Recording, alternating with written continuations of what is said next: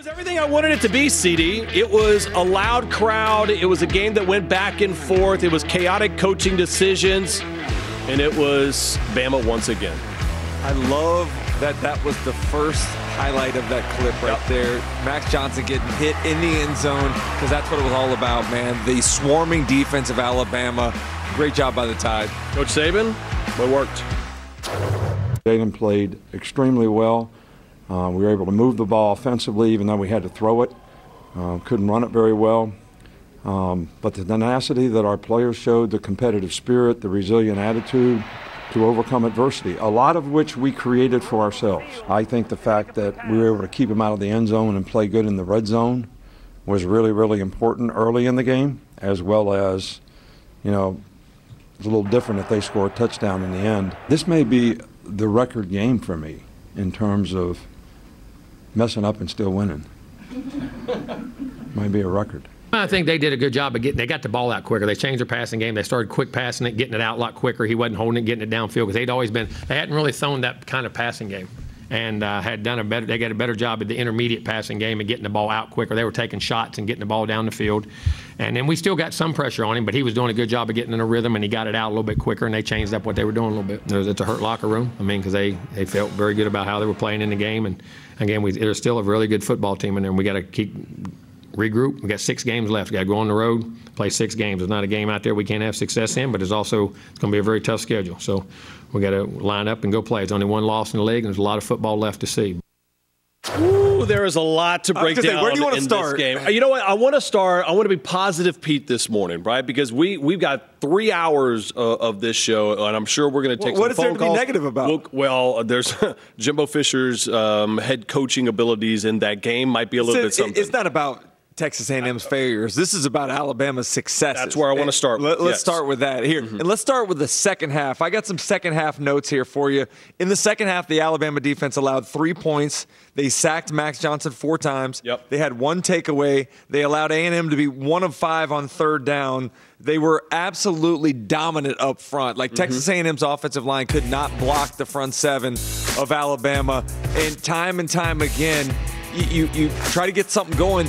They didn't have anything available in the secondary. Yeah.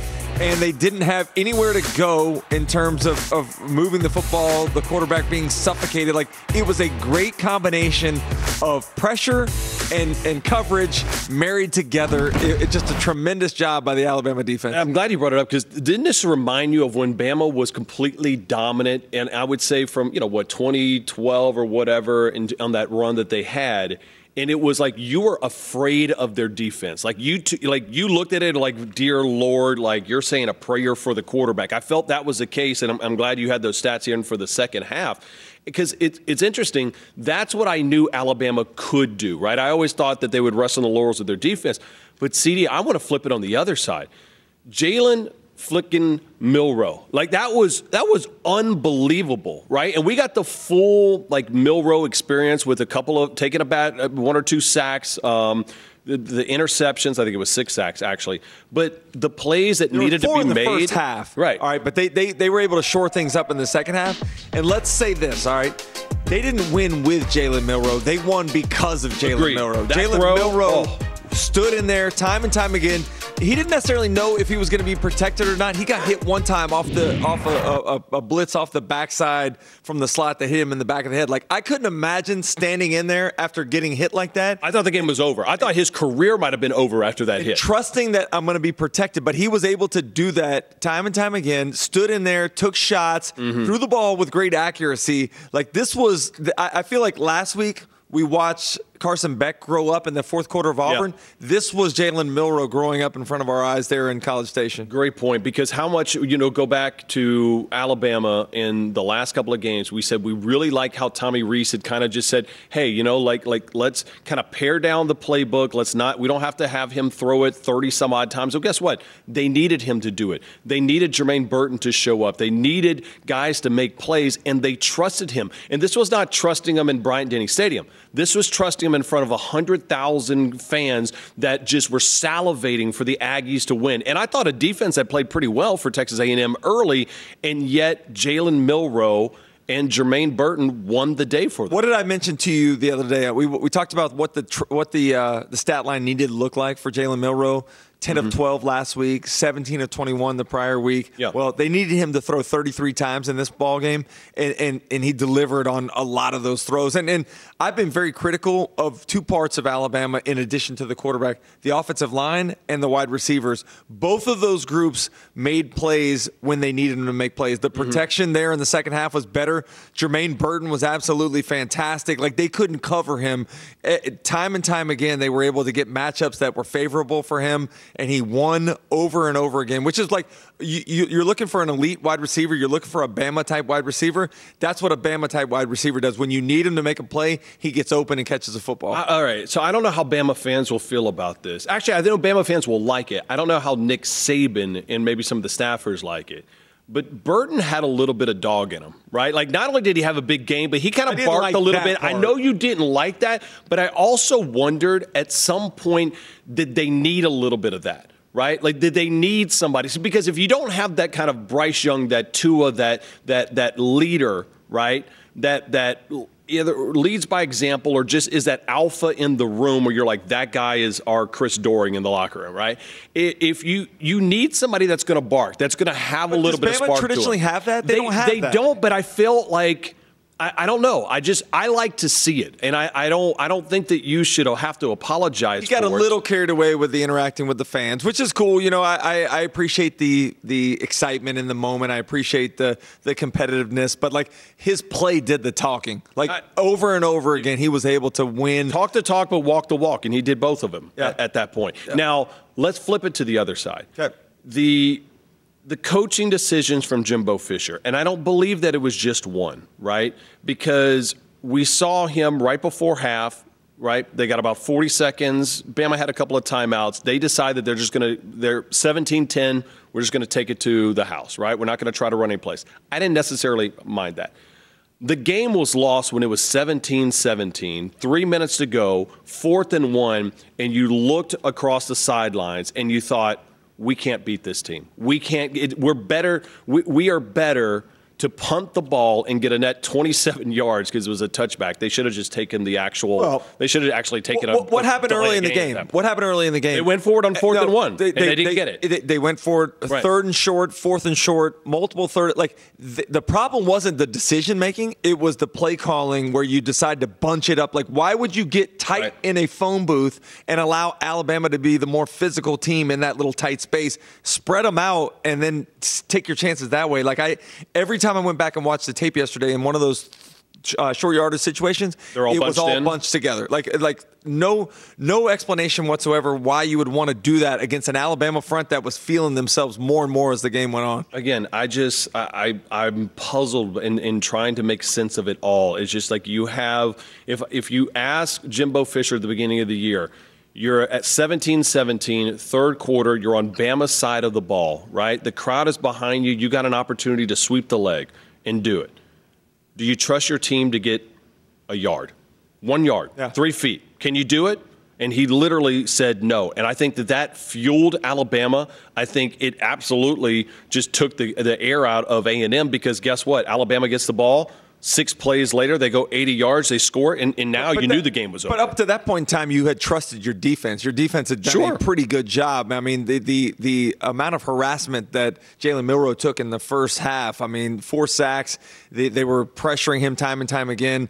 I don't necessarily fault them for – in hindsight, it's easy to fault them at that point in time, but trusting your defense and backing them up is not a terrible thing to do in that situation. Yeah, it's a terrible thing to do when you have an opportunity to beat Nick Saban, to be aggressive. Jimbo Fisher's talked about it over years and years and talked about, like, field goals are not going to beat Alabama. Like, great play is going to beat Alabama, and sometimes you have to be aggressive. There's not a single person and a single Aggie fan right now today, and even in that moment, that said if they went forward on 4th and 1, they didn't get it, they'll be like, like, stupid Jimbo. Like, I can't believe that he did that. Like, trust your guys. You want to default on being aggressive in that situation. Yeah, like just go down swinging. I think that's what A&M fans want. I do want to go back and talk about Alabama's defense, because every time the offense put them in a tough situation, the Alabama defense bailed them out. Remember, absolutely. The interception, 2 plays later, they get the ball right back on an interception. The fumble that Jermaine Burton had, they force a field goal after 3 plays, they block it and go the other way. Like,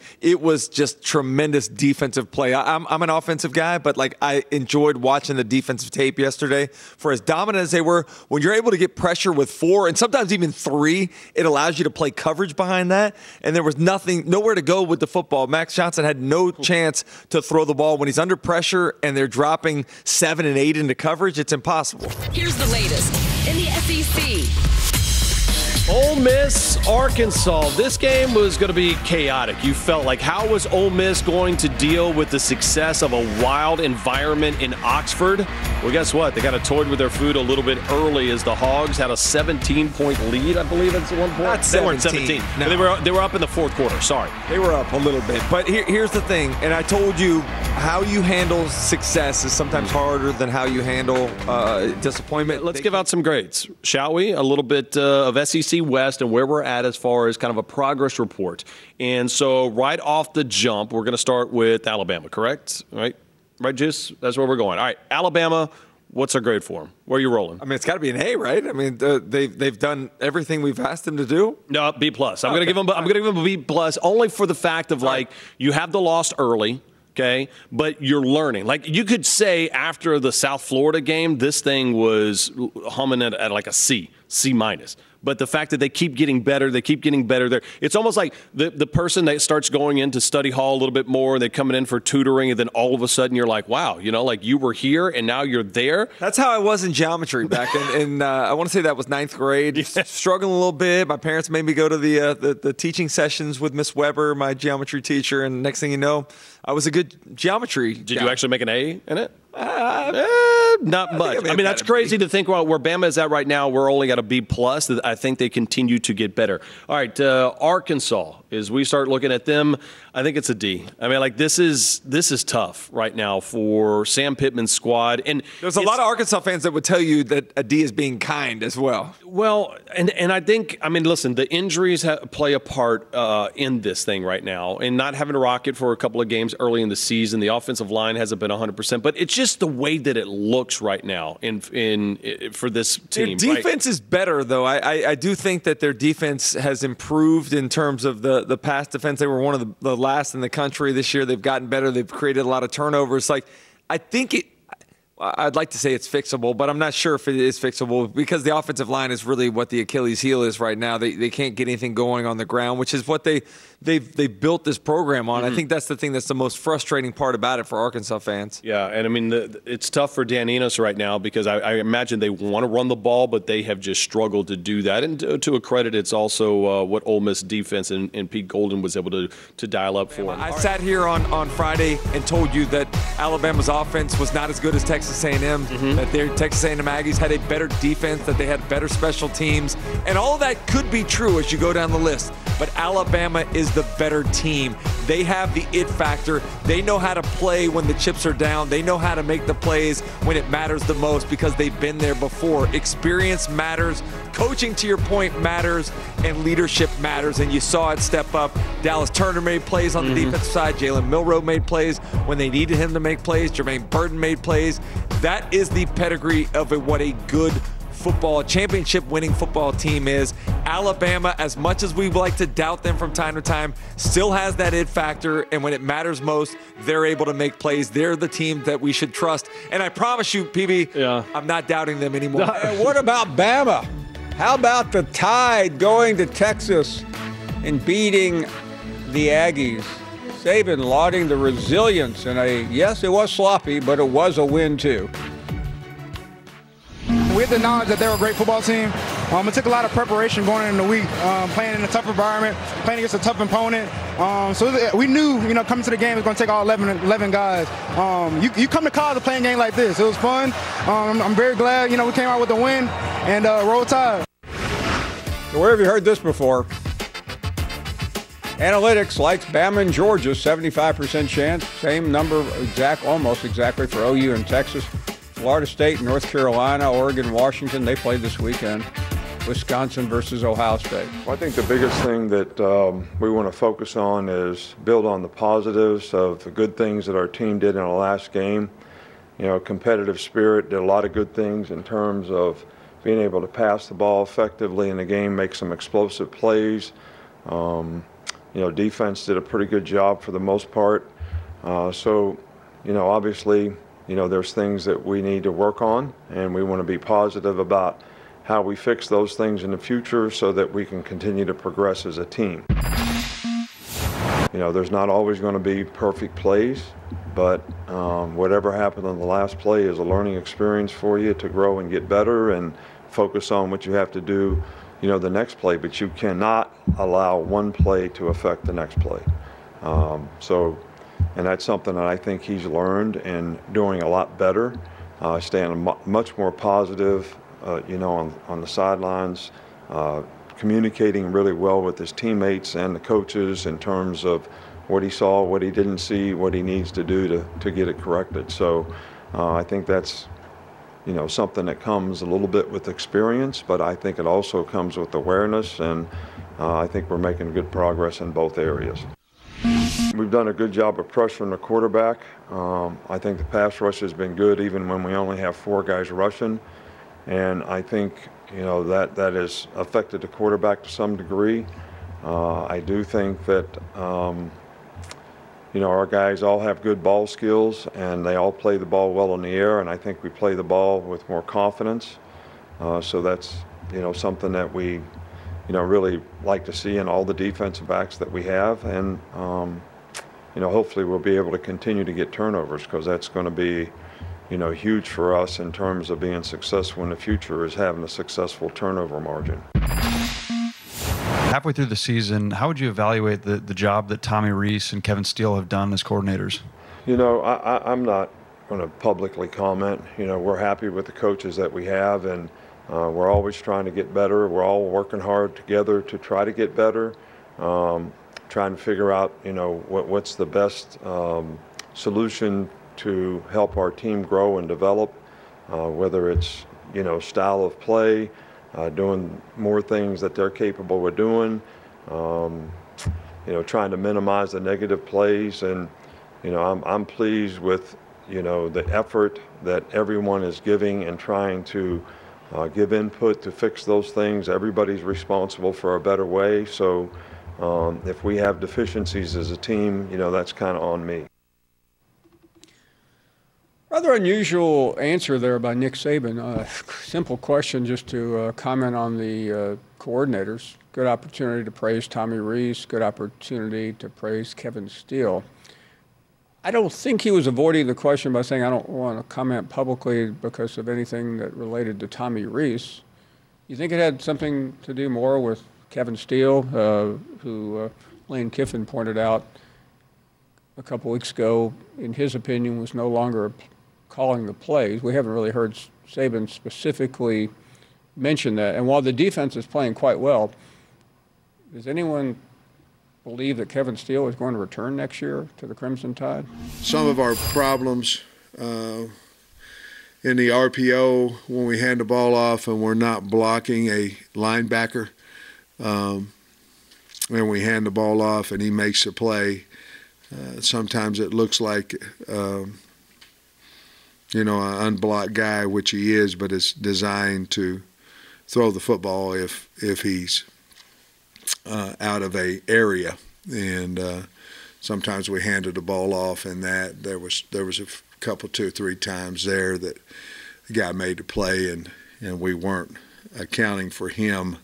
We were reading him. So, yeah, I think offensively running the ball successfully, whatever that may be. You know, I think this team here, Alabama, rushed for low hundreds on Ole Miss as well.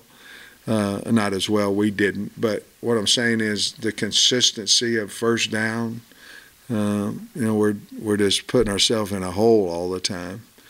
We're not winning first downs, and you know, a gain of 3 would get us to second 7. We've been playing a lot of second 10, second 12, second 13. So I think that would help us with more drives, sustaining some drives.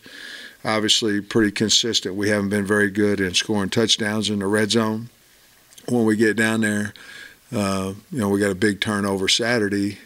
I think it was on the 38, and, kicked a field goal out of it. That would have been a huge momentum for us if we would have went down and scored.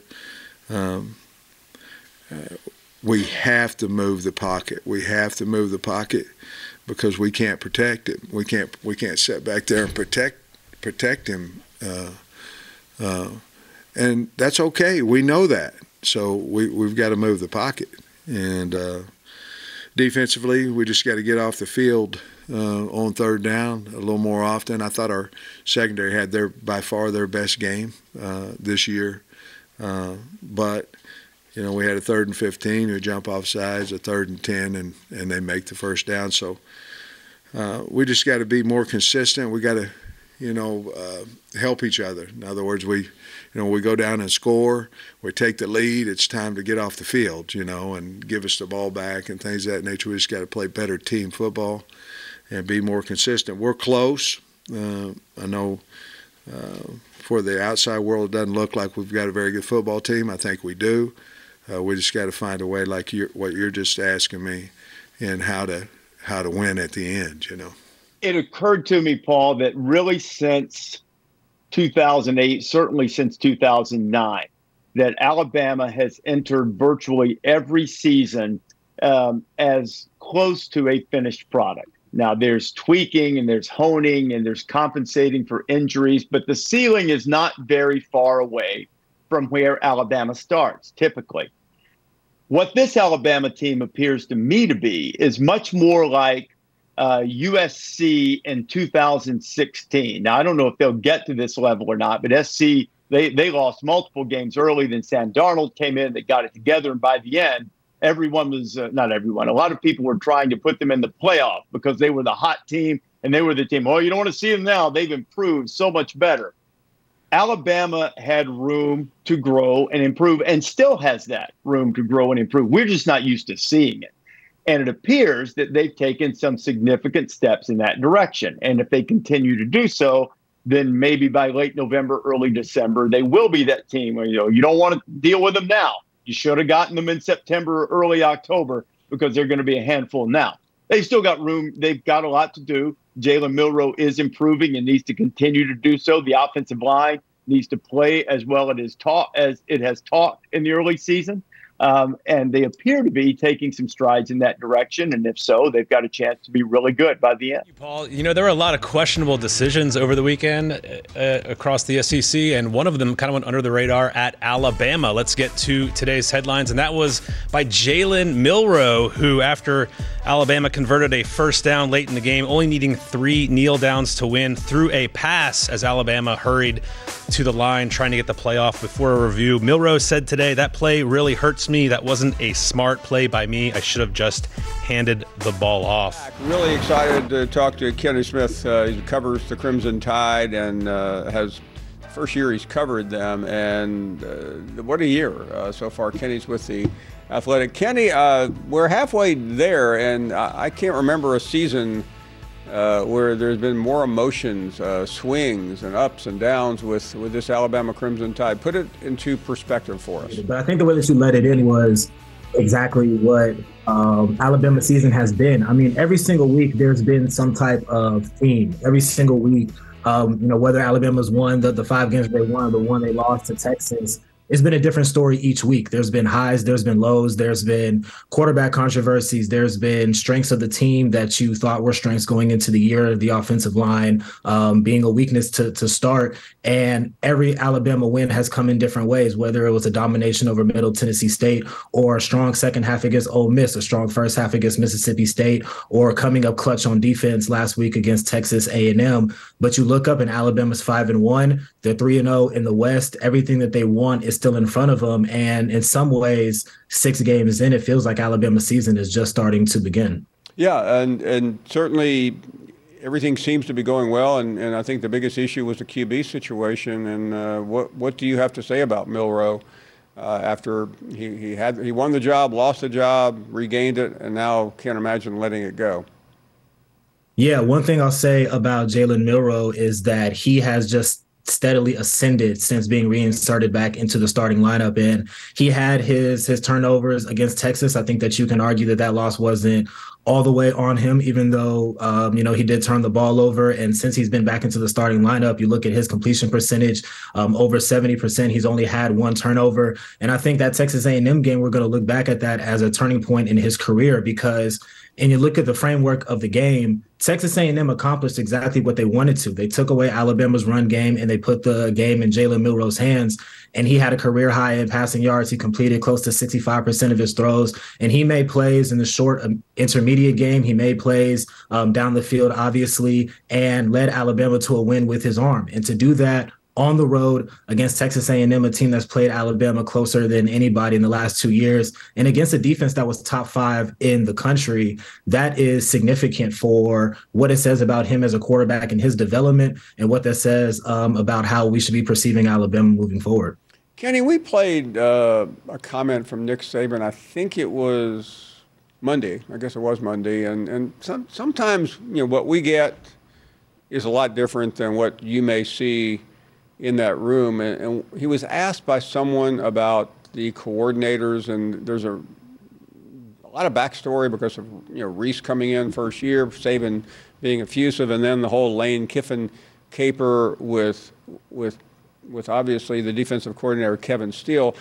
I want you to comment on it, because I heard him say, I don't want to talk about this publicly, and then he went on and talked about it. But what was the read in the room on that? Yeah, I think for him, it was just not putting focus on coordinators, because they have been under a microscope. And that was a huge question mark coming into the year. What was the Alabama defense going to look like under Kevin Steele? Were they going to get back to patented Alabama? Were they going to cut down on the penalties? Were they going to cut down on the miscommunications that led to losses last year? And then obviously with Tommy Reese, what was the offense going to look like in the post Bryce Young, Mac Jones, Tua, Jalen Hurts era? And I think he kind of wants the focus to be on the team, and he doesn't want that scrutiny to be on his coordinators, and he wants all kind of comments and criticisms to be directed to him. But if you look at what the coordinators have done this year, I mean, Kevin Steele has been like a godsend. I mean, you look at what Alabama's done in the second half of games since the Texas loss. They've only allowed 13 points in the second half. They are starting to cut down on the penalties, and their pass rush looks really well. Defense is sound. Offensively, I think Tommy Reese is still finding his way, and I think it's still a work in progress with trying to cultivate an offense that fits Jalen Milroe's strengths and what they want to do, and being a balanced offense. So I think for Saban, he just wants to kind of step in front of his coordinators and maybe take those bullets in terms of criticism, and not having the scrutiny and the focus being on those two, so they can focus on putting Alabama in a position to win. Kenny, it also seems like maybe considering what was said 3 weeks ago, and Saban brought it up about Lane Kiffin essentially saying Kevin Steele is no longer in charge, that he could have defended Kevin Steele. And I'm not trying to make this into a conspiracy, but I thought, what was the downside in defending Kevin Steele? Instead, he went the no comment route, which brings me to the question: is Kevin Steele still in charge of the Alabama defense?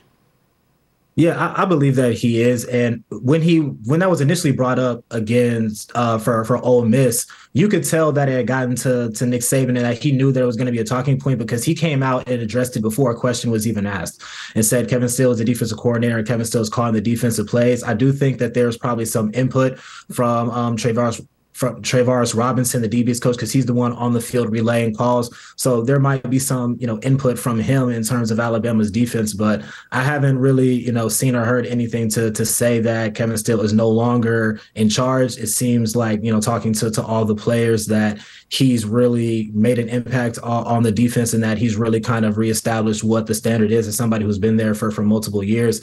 And, not wanting to comment on his performance. I haven't been here very long. It's only my first year, so I can only assume that that's just not what Nick Saban does on the regular, is talk about coordinators' performances. He usually just replaces them if he doesn't like them. Kenny, let's get to Nick Saban, because again, the conversation about him has been endless in terms of he's softer, he's this, he's that. Miss Terry's doing. I mean, I don't know what to make out of it. You're a newcomer, so you haven't heard a lot of this before, or at least you've heard it from a distance. But how would you characterize the first 6 games covering Nick Saban? Yeah, I think that in terms of Nick Saban, it seems like he's fairly comfortable. I mean, obviously, the beginning of the season was very uncomfortable in terms of the quarterback situation, the early season loss to Texas, followed by the performance against South Florida. But I truly think that second half against Ole Miss was a turning point for the team. And then if you look a week afterwards, the kind of sideline antics and the comments about Miss Terry and kind of reestablishing that fire against Mississippi State, the defense has played, with their hair on fire since then. So I think, with Saban, even though he is, the dean of college football, and he's, up there in age, obviously he's still kind of evolving. And I think that he's kind of evolving with his team, and he's trying to figure out exactly what ways to motivate the team, what ways and the right way to connect with the players in this specific year. And it's just an ongoing process. And Alabama's far from a finished product. I think that's obvious through the first 6 weeks. And I think how Nick Saban is managing his team is kind of taking shape in its own way as well. So it seems like Alabama's on an upward trajectory. They haven't had as much, kind of controversy in the last few weeks. Obviously, the Texas A&M game wasn't as pretty as he would have liked it, but at the end of the day, Alabama won. And the look on his face and just kind of the emotion that he displayed in that post-game presser, you could just kind of feel that he was really proud of his team. And there was maybe an internal confidence about what this team could accomplish when they put all the pieces together. So I think you're going to see continue to see a mix of the smiling Nick Saban that, is going to crack an occasional joke, the one that's going to, maybe speak in a softer tone to his players like he did with Jermaine Burton after, a penalty against Texas A&M, and then he's going to still be the fiery Nick Saban when he needs to be as well. So he's going to be wearing a lot of different hats, and I think that it's just going to be a continuously evolving story until we get to the finish line. Kenny, is there any way to, in spite of all the good things that have happened, explain some of the negatives like the penalties? I mean, that just seems like a continuum from last year. Yeah, I think especially it just kind of goes back to the offensive line not performing up to the expectation and the standard that many expected. I mean, at the beginning of the year, I think the thought was that Alabama was going to be a power running team behind a great offensive line that was going to propel them to great heights. And to this point, it hasn't quite been that. When you think about the offensive line, there's been snap infractions, there's been false starts, holding penalties. That was the majority of the penalty yardage against Texas A&M. So I think that with the offensive line, it's just a continuing, evolving story. That's something we're going to have to monitor. Defensively, there hasn't been as many penalties. I know against Texas A&M, Malachi Moore went down, and there were a few penalties after that as a result of his absence and players kind of stepping in to new roles. So defensively, I wouldn't put a whole lot of stock into the penalties, but obviously offensively, operationally, before the snap, pre-snap, and then, after the snap, holdings, ineligible man downfields, they've negated several touchdowns. So, I think that the onus is on the offensive line to elevate their level of play. And if they continue to do that as the weeks progress, Alabama should be able to cut down on penalties, and we'll see the offensive line that we thought we were going to get. Back at home this upcoming weekend as they go back to Lexington. We'll talk a little bit more about that matchup with Missouri coming up a little bit later in the show. Speaking of mistakes, but coming out on top, Nick Saban had something to say about the way they got their win down in College Station. For guys to pull themselves up, to overcome adversity and resiliency, and this is a great win for our team. It was a great win for the program. It was a great win for this team. It was an opportunity for this team to sort of show who they are in terms of what kind of team we have. And I think we can have a really, really good team. I just think self-inflicted wounds are going to be something that we can resolve because they're all fixable, and we certainly need to do that if we're going to be able to compete at a high level in the future. This may be the record game for me in terms of messing up and still winning. Might be a record. You take the mess-ups and the penalties and you add them all together. But then you look at the other side of that is what kind of resiliency and ability to overcome adversity does somebody have when you're talking about the kind of competitive spirit you have on your team, which I'd take that any day because we can fix the other stuff. It's the uncomfortable laughter for me in the background. Despite the win, Saturday was not a great performance by Alabama. The Tide were held to 23 rushing yards in the game, their third fewest in 17 seasons under Nick Saban. Alabama committed 14 penalties in the game, their third most under Saban. Before last season, the Crimson Tide hadn't had more than 13 penalties in 2 decades. Alabama also matched a season high with 2 turnovers in this one. They've committed 8 turnovers in their past 3 games against the Aggies. But you know what? A dub is a dub. And Takeo, I'm going to go to you first when it comes to the defensive side for Alabama. What impressed you the most? The ability to hold their opponent down when it comes to big plays. They've done this now several weeks in a row. But more importantly, I look at Ole Miss. They beat Ole Miss when it came to holding them down to big plays, and also did it to Texas A&M. We know about the star wide receivers that they have and how they can make plays. Bottom line is 15 big plays of 15-plus yards. Alabama won 8-6. Defensively, they won up front. Tim Keening III.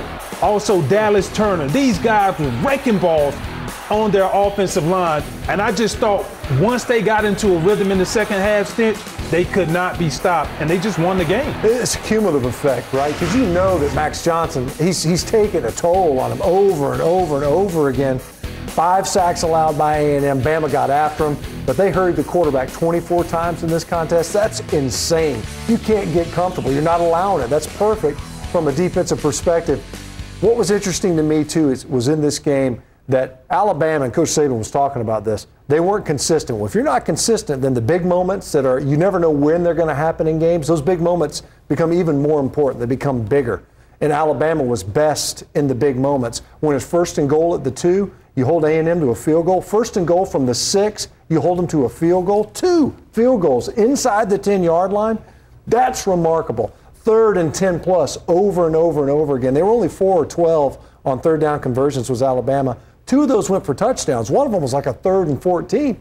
They found ways to make big plays when their backs were against the wall. They're not making the garden variety plays. I mean, Jalen Milroe he'll make a tough throw look easy and the easy throw look really tough. Mm-hmm. But in those big moments, they were able to step up and step up big. It's the difference in the win. What's more concerning for you guys when it comes to Alabama?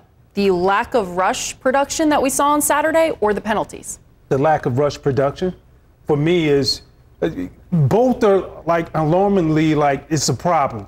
But when I look at this Alabama's football team, what they do well is play keep away. We want to control the time of possession. And the only way that you can do that, Stinch, is you have to run the football effectively. And when it's time to take shots, you connect. Milroe connected when he saw the one-on-one opportunities, recognized the blitz, went to his guy, but they did not run the ball well. And I'm going to say it again for the 11th last time. You got to have some pre-designed runs in there for Milroe. It's going to make it that much harder to defend as a defensive player. Yeah, at some point I almost wonder, like, did they see enough from the backups that they're worried that they can't run him more and we got to protect him? Because I do think maybe that's a part of it. But you're right, Keith, where when you run the football, what does that do? It opens up the ability to take shots. Those play-action passes, 6, 7, 8-man protections where it actually matters, and it creates one-on-one matchups.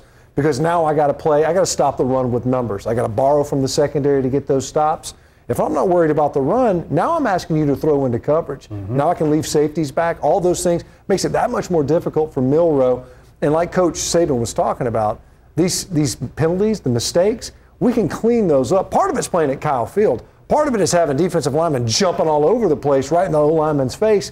I think there was probably at least 3 of those pre-snap penalties. 2 of them in a row where you're sitting there going, that's just defensive line movement. It's dirty play. It's dirty defensive play, man. Y'all are over there. See, there he goes. They can move without. We can't move and they can. It's fake news.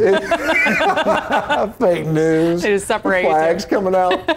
I did wonder if the Alabama defense listened to how much we were praising the Texas A&M defense leading up to that whole game. The A&M defensive line, Takeo, they're nasty. They wanted to eat. And they still did.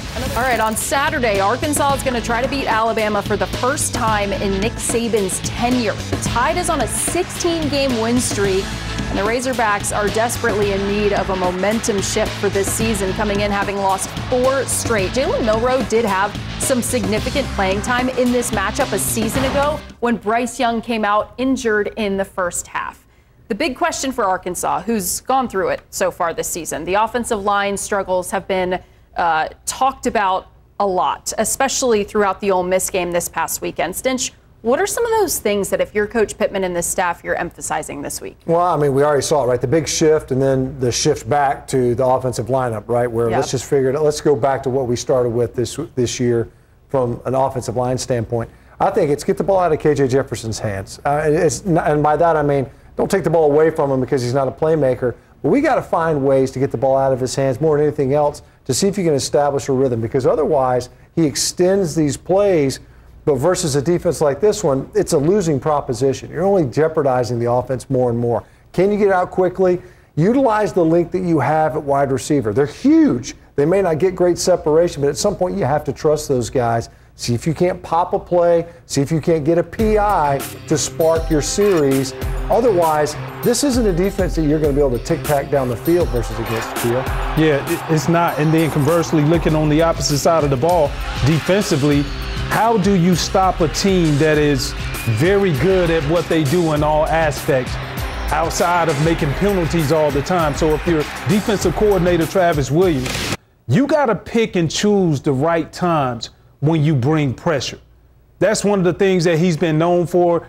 They're in top 3 in the SEC when it comes to forcing turnovers, when it comes to interceptions more so in particular. So I think it's important for him to be able to pick and choose those times and make sure he can call a blitz. And hopefully, if the timing is right, they can play keep away and give more opportunities to KJ. And to add on Arkansas's offensive check marks, if you will, get Rocket Sanders going, which is something they haven't really been able to do because of the offensive line struggles, all of that. And why this Alabama defense deserves more respect.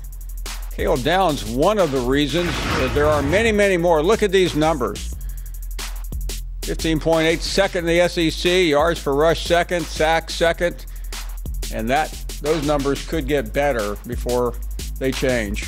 And this on ESPN from Chris Lowe, Nick Saban, Alabama again show they can't be counted out. I don't know how many times Chris has told us that over the years when the Gravediggers moved in, but it looked like he was right again. Chris Lowe joining us out in College Station the other day. Chris, great to have you here.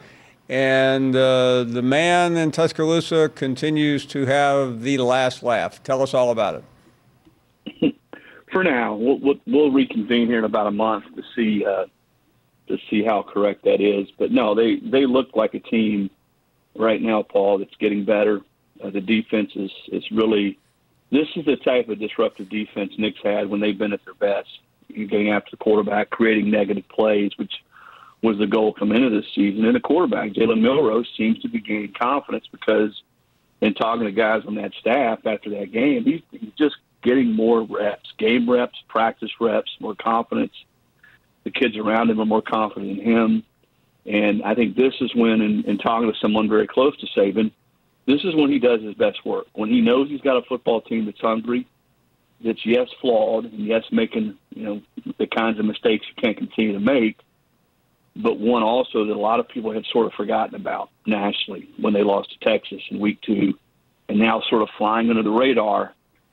He's able to sort of take this team from where they were, pick themselves back up off the ground, and get better and better. I'll tell you, standing outside that locker room Saturday, if you didn't know, if you just dropped in from Mars, Paul, you would never known they won that football game because he was on them pretty good. And let's continue on that, Chris, because this is clearly a flawed team. We know that, especially offensively, especially up front. But they're overcoming that. Take us inside that conundrum and especially what does it look like the rest of the way? Well, they got to, he said to me, I talked to him briefly, he just said we're just making it too hard on ourselves. I think that's the thing that they've got to clean up. If they continue to have double-digit penalties, turnovers, someone's going to get them, and he knows that. Even with the schedule's pretty manageable for him. We've got 3 straight home games, and I think that's the thing that he's really sort of pressed upon the most. And he told me before the season, he knew this. His eyes were wide open coming into this year. This was a different type of challenge for him and the program. They didn't have an NFL surefire first-round draft pick at quarterback. He knew that. He had 2 new coordinators.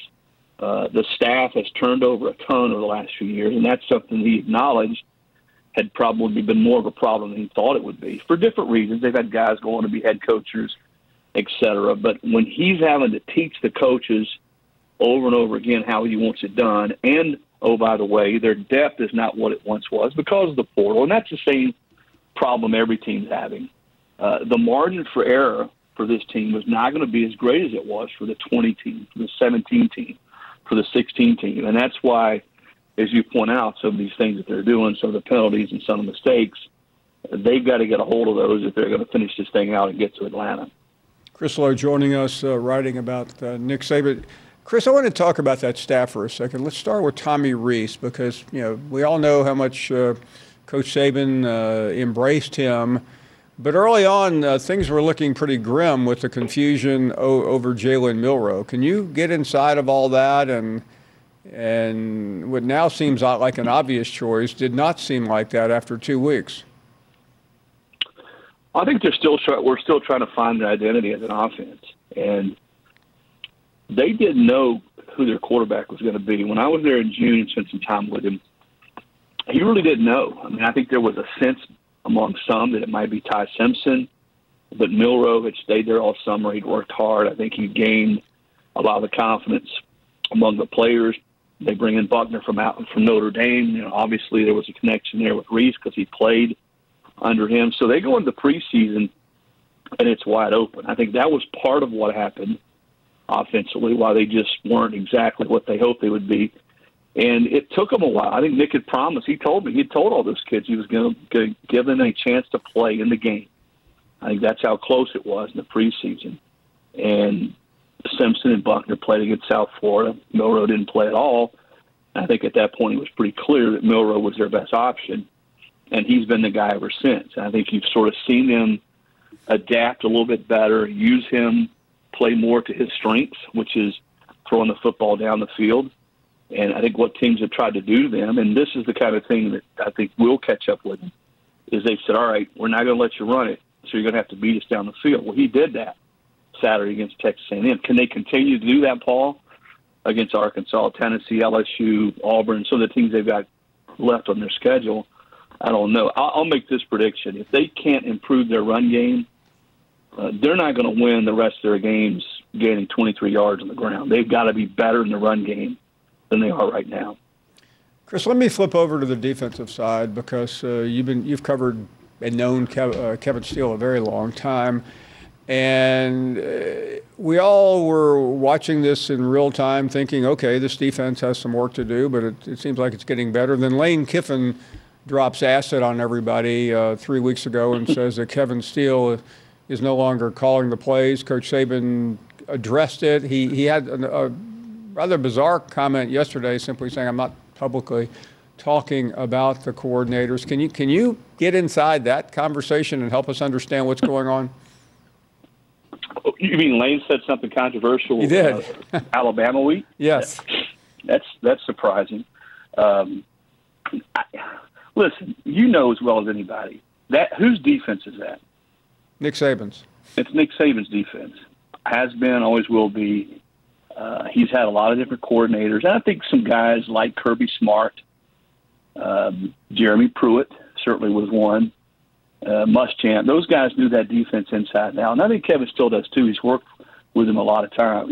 So this is his third time. So there's a lot of eyes that are on that defense, but no set of eyes are more important than Nick Saban's. And it's always been a little bit of a team effort as they put in the plan during the week. I think they did make some adjustments, and I think Nick said that. One thing he was really upset about in the Texas game is some of the calls, and not necessarily just from Kevin Steele, but some of the calls were not getting into the game or getting to the players as quickly as he wanted. I think they took some measures, did some things to sort of change that up. But I just think he's to the point to where, he's not going to get inside internally what's going on or how they're doing things. I think he likes the way this defense has progressed. He likes the way they're, as I said earlier, creating a lot more negative plays and playing with a lot of confidence. I mean, I was there in College Station, and you could tell coming out of the second half, even though Bama was down, defensively they set the tone early. And the play, if they go on and win, Paul, the rest of their games and get to Atlanta, the play I will point back to that changed the complexion of their season is the play that Caleb Downs made, the interception there in the third quarter. Great play. Was right where it needed to be. They had just thrown a pick, and that completely changed that game around.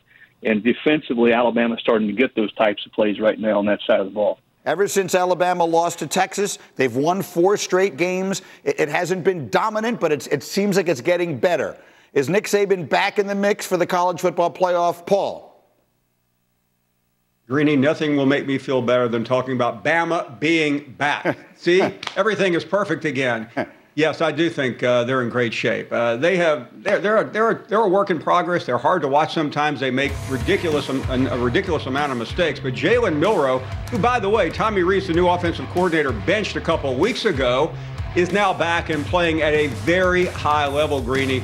There's still some work to be done. They have Tennessee next week. They have LSU in 3 weeks. But I think they have a chance to get through all of that, and it's going to come down to Georgia in the SEC championship game. We know what they're doing well. Their defense is shored up. Milroe is exceeding expectations, but they have no running game, and they're penalty prone. Does that minimize the margin for error? Yeah, it does minimize it, because for me, Paul, you have to look at it and just say, what is sustainable? So, and when you look at Alabama's team, for me, I felt like it was somewhat of an aberration when you look at the performance. More so in a sense of the defense played lights out, outstanding every time they needed to make a play, whether or not blocking a field goal, getting a tackle for a loss, or even turning the ball back over with the safety, getting 2 points for the offense, which was struggling. They did it. I done been on a lot of great defenses, several great defenses and a lot of good defenses. You can't go out and expect to get that type of result every game. Right. Now, it doesn't mean that you can't be successful, and it doesn't mean you can't be dominant, but that was a hell of a win, what they went down to Texas A&M and what they were able to do. But overall, they need more help from the running game, as you already stated, and offensively, I think Milroe has done a very good job of recognizing. To me, this is where I've seen him grow. Texas, I knew coming into that game, Texas A&M had one area of concern on the defensive side. When you blitz a lot, you leave cornerbacks out to dry. And number 2, I think it was 26, the cornerback, they went after him every time it was a blitz. And I charted it just sitting at home watching it. So for me, he's grown in that area as far as understanding what matchups I like when I see the blitz is coming. Joining us now, Bama quarterback Jalen Milroe. Jalen, thank you so much for giving us a few minutes of your time this week. I want to go back to pregame against Texas A&M. What was the conversation like among you and your teammates before getting that huge win in that crazy environment? Yeah, we definitely had to soak it in, soak up the moment, because we were faced with a hard challenge, going into College Station. And we knew we were going to have a great week of preparation. The guys responded to that very well. And, as we approached going into the weekend, we had to focus on what today had in store, And the biggest thing was just worrying about the now mindset. And it factored into all success that happened on Saturday. With so many media people out here giving their opinion, their expertise, are you the one to be able to listen to all of the media, the questions or the statements, and you block it out, or do you take it and use it for fuel to go out and play? Not necessarily. I think the biggest thing is just acknowledging what's at hand, which is all of our goals, whether it's short-term or long-term, just focusing on that. I think that's very key to allow anyone to continue with the path that they want to take and just worrying about, how they can be better themselves. And I have a great support system around me, whether it's my coaching staff, whether it's my teammates or my family. I'm surrounded by great people. So their opinions of me is what matters most to me, and I just worried about just trying to be the best version of myself for the people that I love and the people that surround me. What is it like being coached by somebody like Saban, the GOAT? And how do you respond to that from practice into a game? What is your conversation with him like? Yes. Number one thing for all players, they have to be coachable and to listen to coaching. Because at the end of the day, our coaches are trying to push us to be successful. And sometimes as players, we can get, messed up with, the volume of which, the coach may be speaking, but they have a great message that they're giving behind it, And I think the biggest thing, we can all just be coachable. And just for my understanding, playing under Coach Saban has been great. I learned so much under him. And then the coaching staff that he has here, just great. They uplift me and they put me in a position to be successful. And we have a great staff that's here. But with the coaching that's provided here, everyone wants to be successful. So I think the biggest thing just being coachable. Nick Saban, is he trying to take over for George in a remake of Seinfeld? Have you heard what he had to say? Listen up.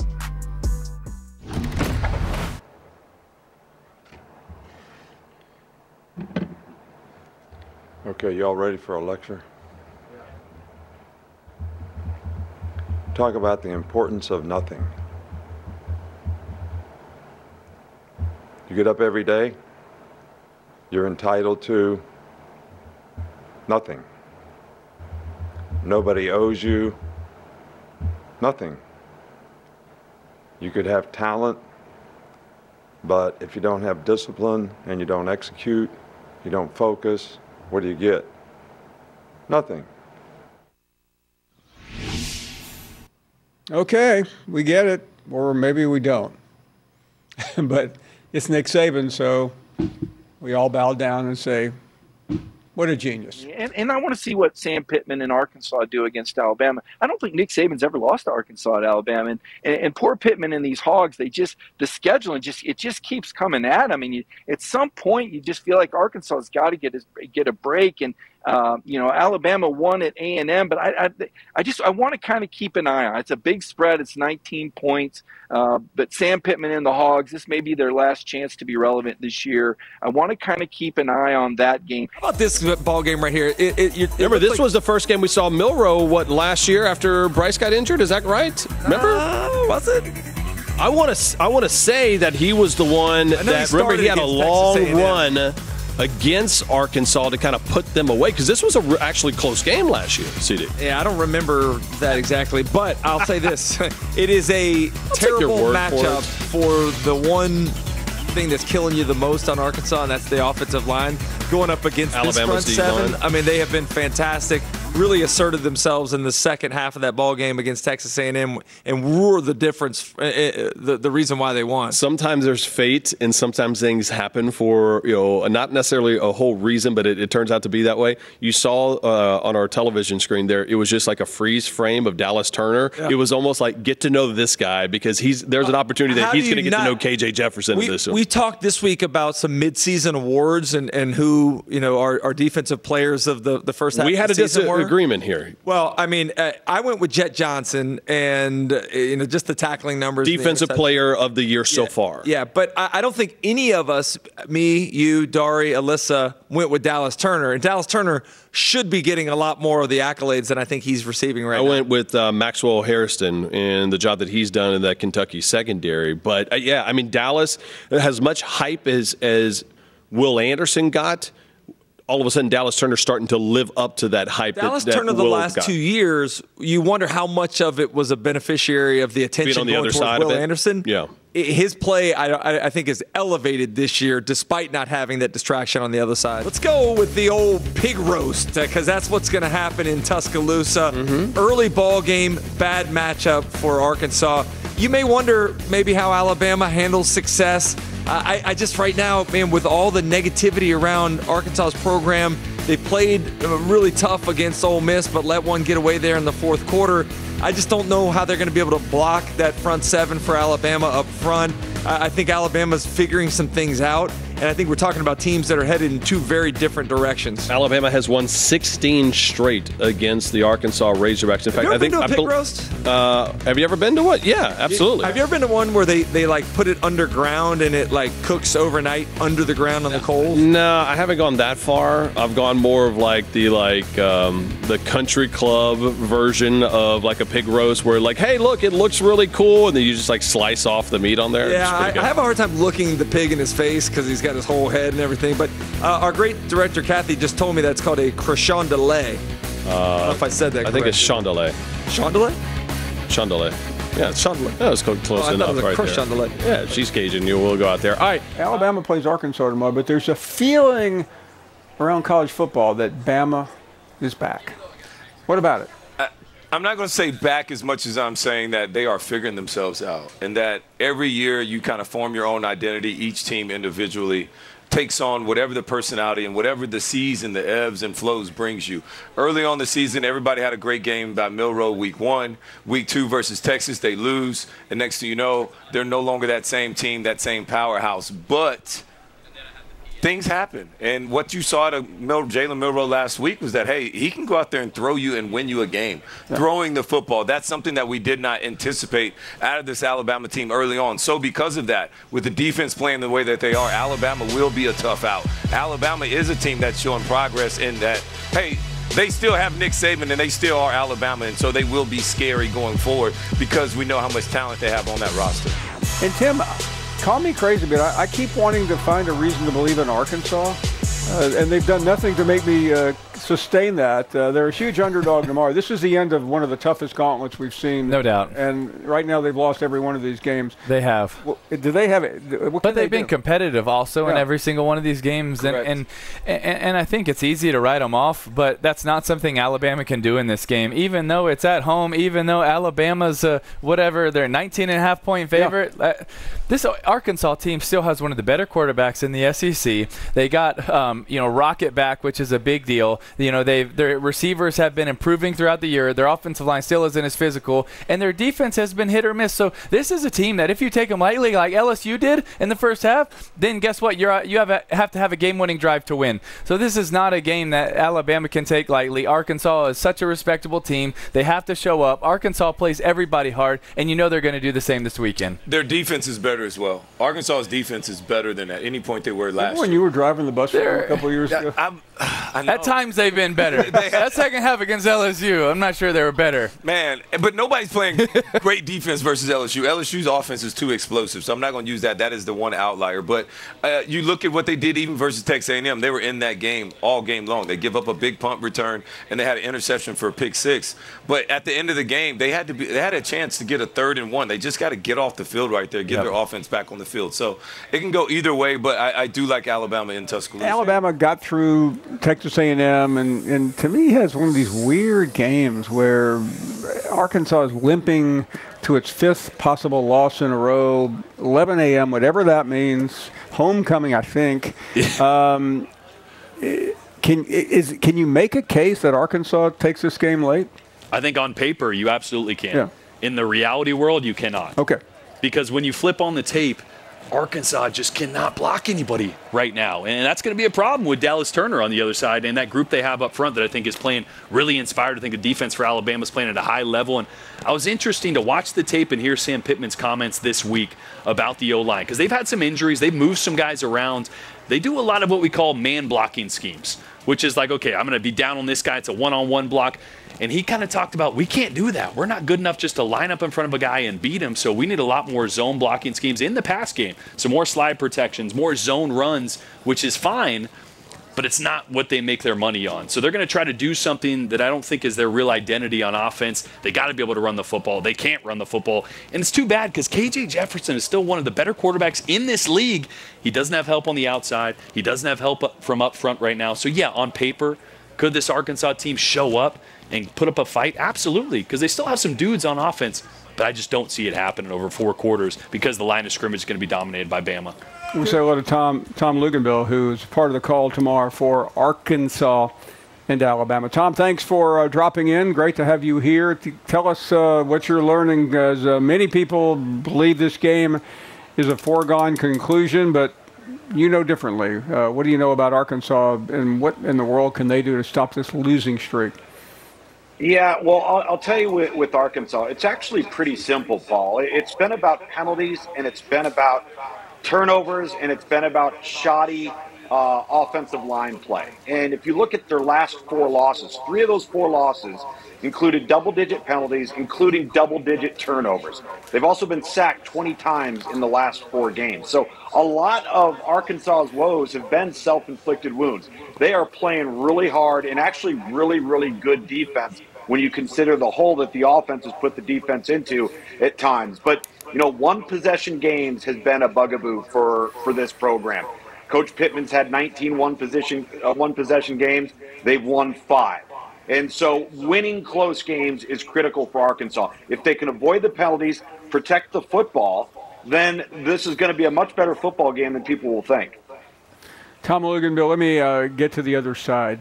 So much scrutiny on everything that happens at the University of Alabama. Let's start with the matriculation of Jalen Milroe. We know the backstory. He played one of his best games, if not the best, against the Aggies. Where is he in your estimation? Well, I think he's probably at an all-time high from a confidence perspective. And confidence at the quarterback position, you can't put a price tag on it, Paul. You really can't. I think he's an accomplished deep ball passer, really gifted in that area, still developing and coming along in the short and intermediate game when it comes to having some nuance, knowing how to take something off of the ball. You know, I think it's also important to note that, yes, there's been problems with Alabama up front, but Jalen Milroe himself would tell you some of those problems have been on him because he hasn't always taken what the defense has given him with the first read of the first target, and he's held onto the ball, and that's led to some unnecessary sacks. So I think the key at the end of the day, keep getting better. He's grown each and every week. He walks into a room now. He lights up the room. He's got a big smile on his face. It's so easy to like this kid. If any fan out there of college football or an Alabama fan met this kid, you'd never get on Twitter and say a bad word about him. I mean, that's how good of a guy he is. And he's working, and they're getting better. Got to come up with a way to run the football. Got to handle movement up front in the offensive line so they can stabilize in pass protection, get ahead of the chains on early downs, because he's coming along as a passer. He's really developing nicely. Tom, what's happened in that regard? Because we were led to believe early on that this was going to be a very strong offensive line. Alabama was going to play bully ball. Clearly that didn't happen. Is it youth? Is it inexperience? Is it simply a lack of discipline? What do you see up front for Alabama? I think it's a combination of all of those things. Now, when you look at the left side of the line of scrimmage, that's the youngest part of the offensive line. You're starting a true freshman at left tackle. Outside of the quarterback position might be the most important position on the field, and you're in the SEC with a true freshman. Tyler Booker's a true sophomore, and they have a redshirt freshman and a sophomore backing up both of those players. The right side of the offensive line is a little bit more experienced. I think it's been undisciplined play. Coach Saban has referenced fundamentals and a lack of adherence to those fundamentals. They haven't handled movement pre-snap and post-snap very well, which has led to an awful lot of the pre-snap penalties. And let's not forget that when you have those pre-snap penalties, and now all of a sudden you're 1st and 15 and 1st and 10, your first down play call could tend to change. And that's impacted the run game early. So I think discipline when it comes to crowd noise, snap count, pre-snap movement has gotten them into a lot of trouble. They really like the running back room here.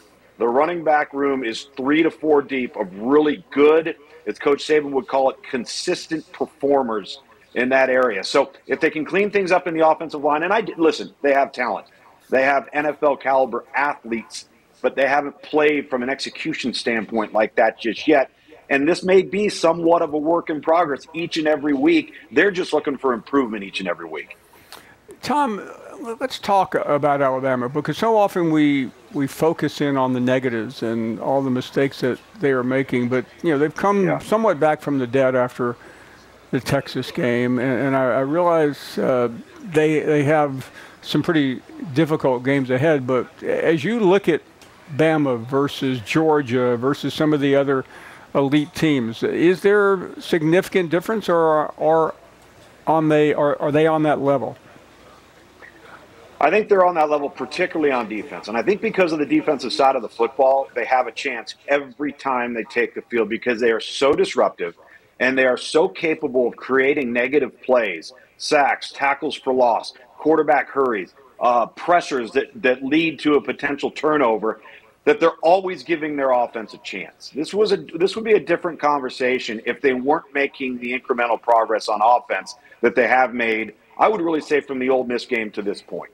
And so if you took their 22 and you took Georgia's 22 and you took Ohio State's and even Texas, obviously, you turn the ball over, or excuse me, you have 10 penalties, 2 of them negate touchdowns in that game. So you lost that game, not to take anything away from Texas. But I do think that you could put them on the field with anybody and they'll play with anybody. This has just been one of those years where the quarterback position, coinciding with a new leader in the offensive room, a new staff, a new quarterback coach. Jalen Milroe, believe it or not, has never had a quarterback coach as his position coach or as his head coach going all the way back down to middle school football. This is the first time he's ever had a quarterback coach that's played quarterback that is coaching him. And I think as this thing continues to progress, if you ask me the same question that you just asked me now in 3 weeks, my answer would be an unequivocal yes, because I think they're going to continue to develop and escalate. And the reason we bring it up, and you know us, we can't wait for the season, then we can't wait to get to the big games of the season, then we can't wait to get to the end.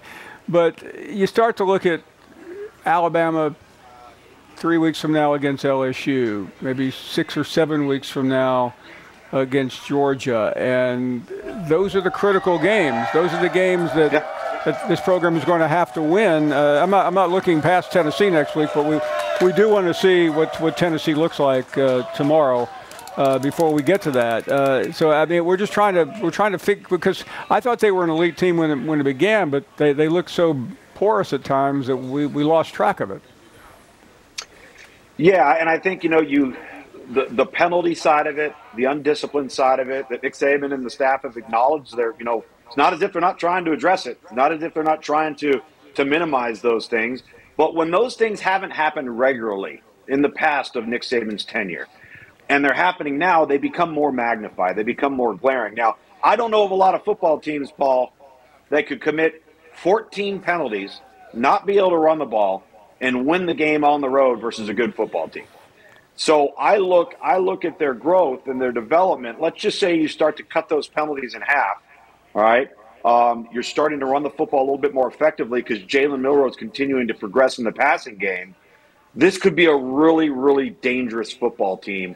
And I think they're a team of a bunch of workers. The terms I keep hearing, smart, especially on the defensive side of the football, blue collar, brings his lunch pail to work every day.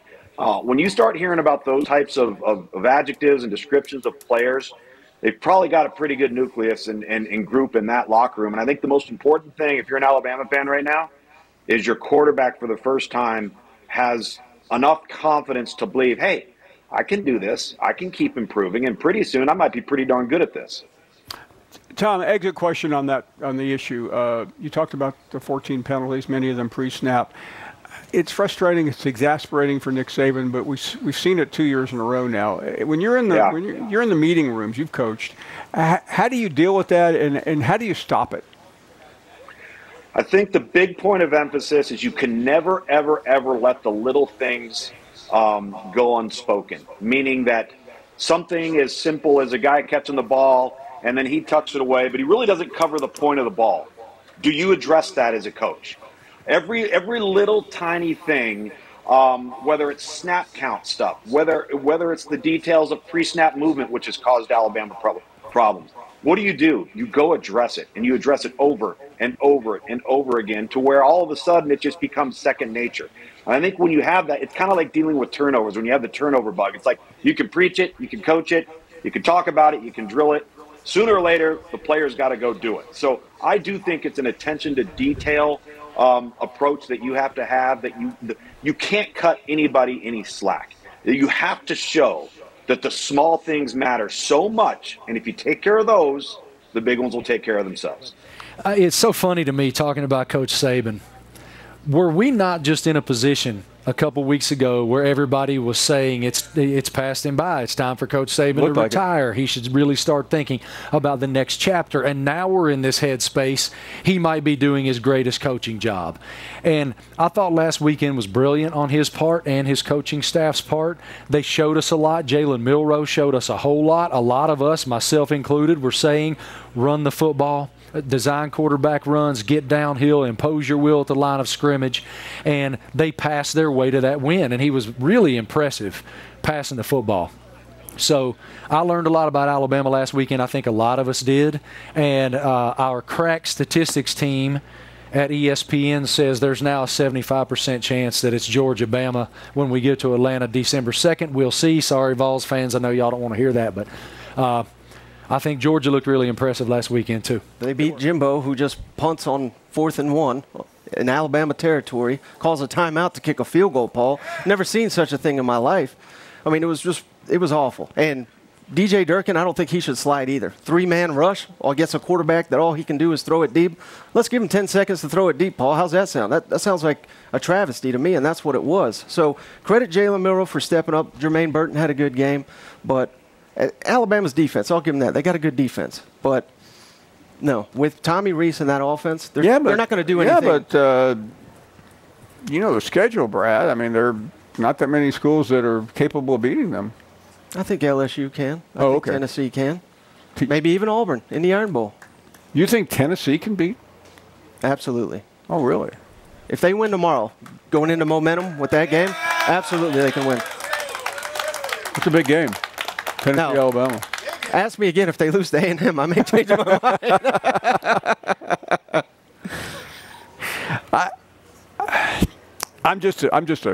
I'm a host. I don't know. I mean, but I have a couple of friends that really strongly take exception to what you just said about Alabama. Right, and they really believe that Nick Saban has threaded the needle with this football team.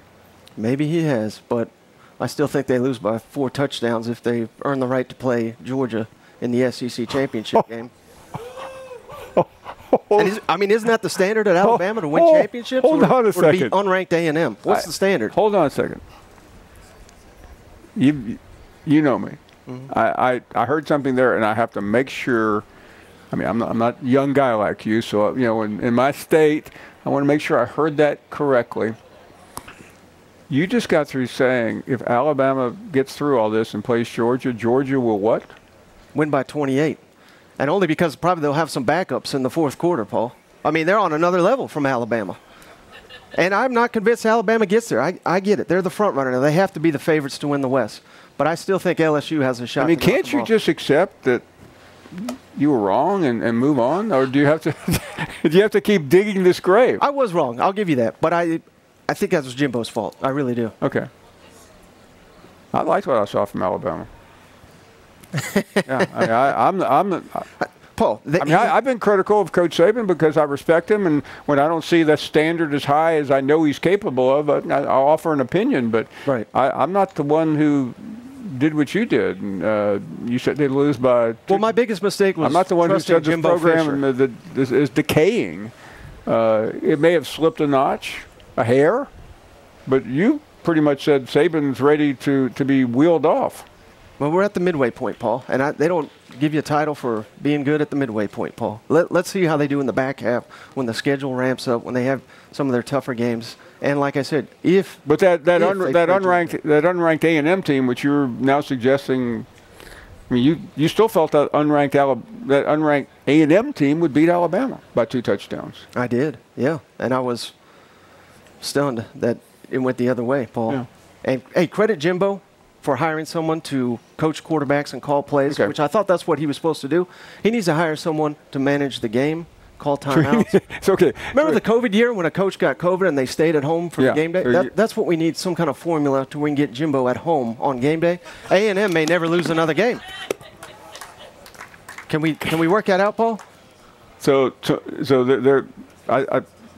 I'm stumbling here. I'm sorry. I should be a professional, but – There's one team that's always in the playoff radar, Alabama, which has looked surprisingly vulnerable at times this season, but it's hard to ever count out Nick Saban and Alabama. Christian, what do you think of the top? Oh, I love this one. This reminds me of Mark Twain when everyone thought he was dead, and he says, you know, hey, the reports of my death have been greatly exaggerated. Everybody was hoping that they were Dunsky, but no, they just figured things out. Nick Saban is one of the best coaches in the history of college football, maybe all of sports.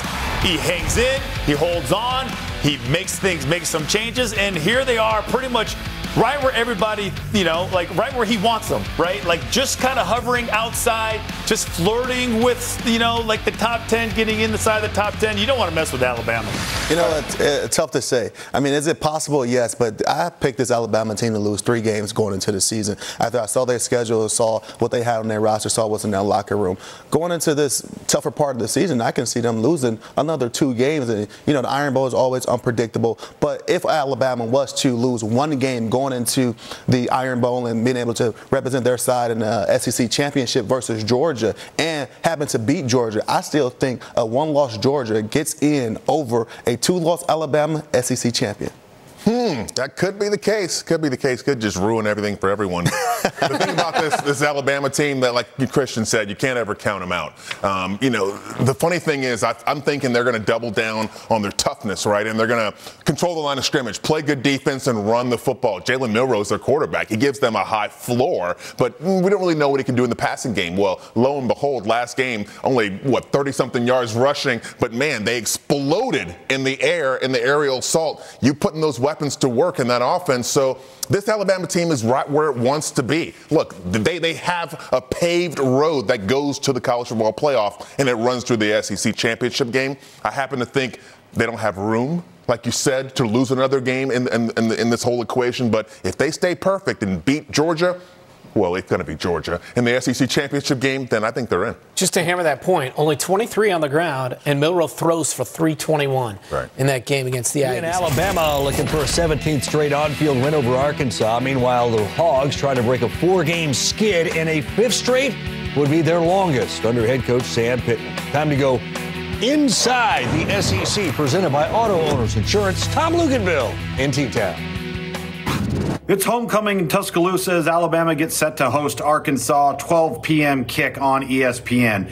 And for Alabama, they just might be hitting their stride at the right time, fresh off of a big win on the road versus Texas A&M, where we saw quarterback Jalen Milroe make a ton of strides, particularly in the vertical passing game. Now, Alabama still has its faults. They're heavily penalized, 14 penalties, 9 procedure penalties on the road last week. That's got to get cleaned up, struggling to run the football. But the progression in the passing game with Jermaine Burton, Isaiah Bond, and Jalen Milroe's confidence, along with a defense that has really, really come into its own. You can make an argument Alabama's the most disruptive defense in college football right now. So Arkansas will have their hands full, coming off of 4 straight losses where they've been heavily penalized, giving up 20 sacks in the last 4 games to quarterback KJ Jefferson. Should be a fun one in Tuscaloosa as Alabama continues to be hot.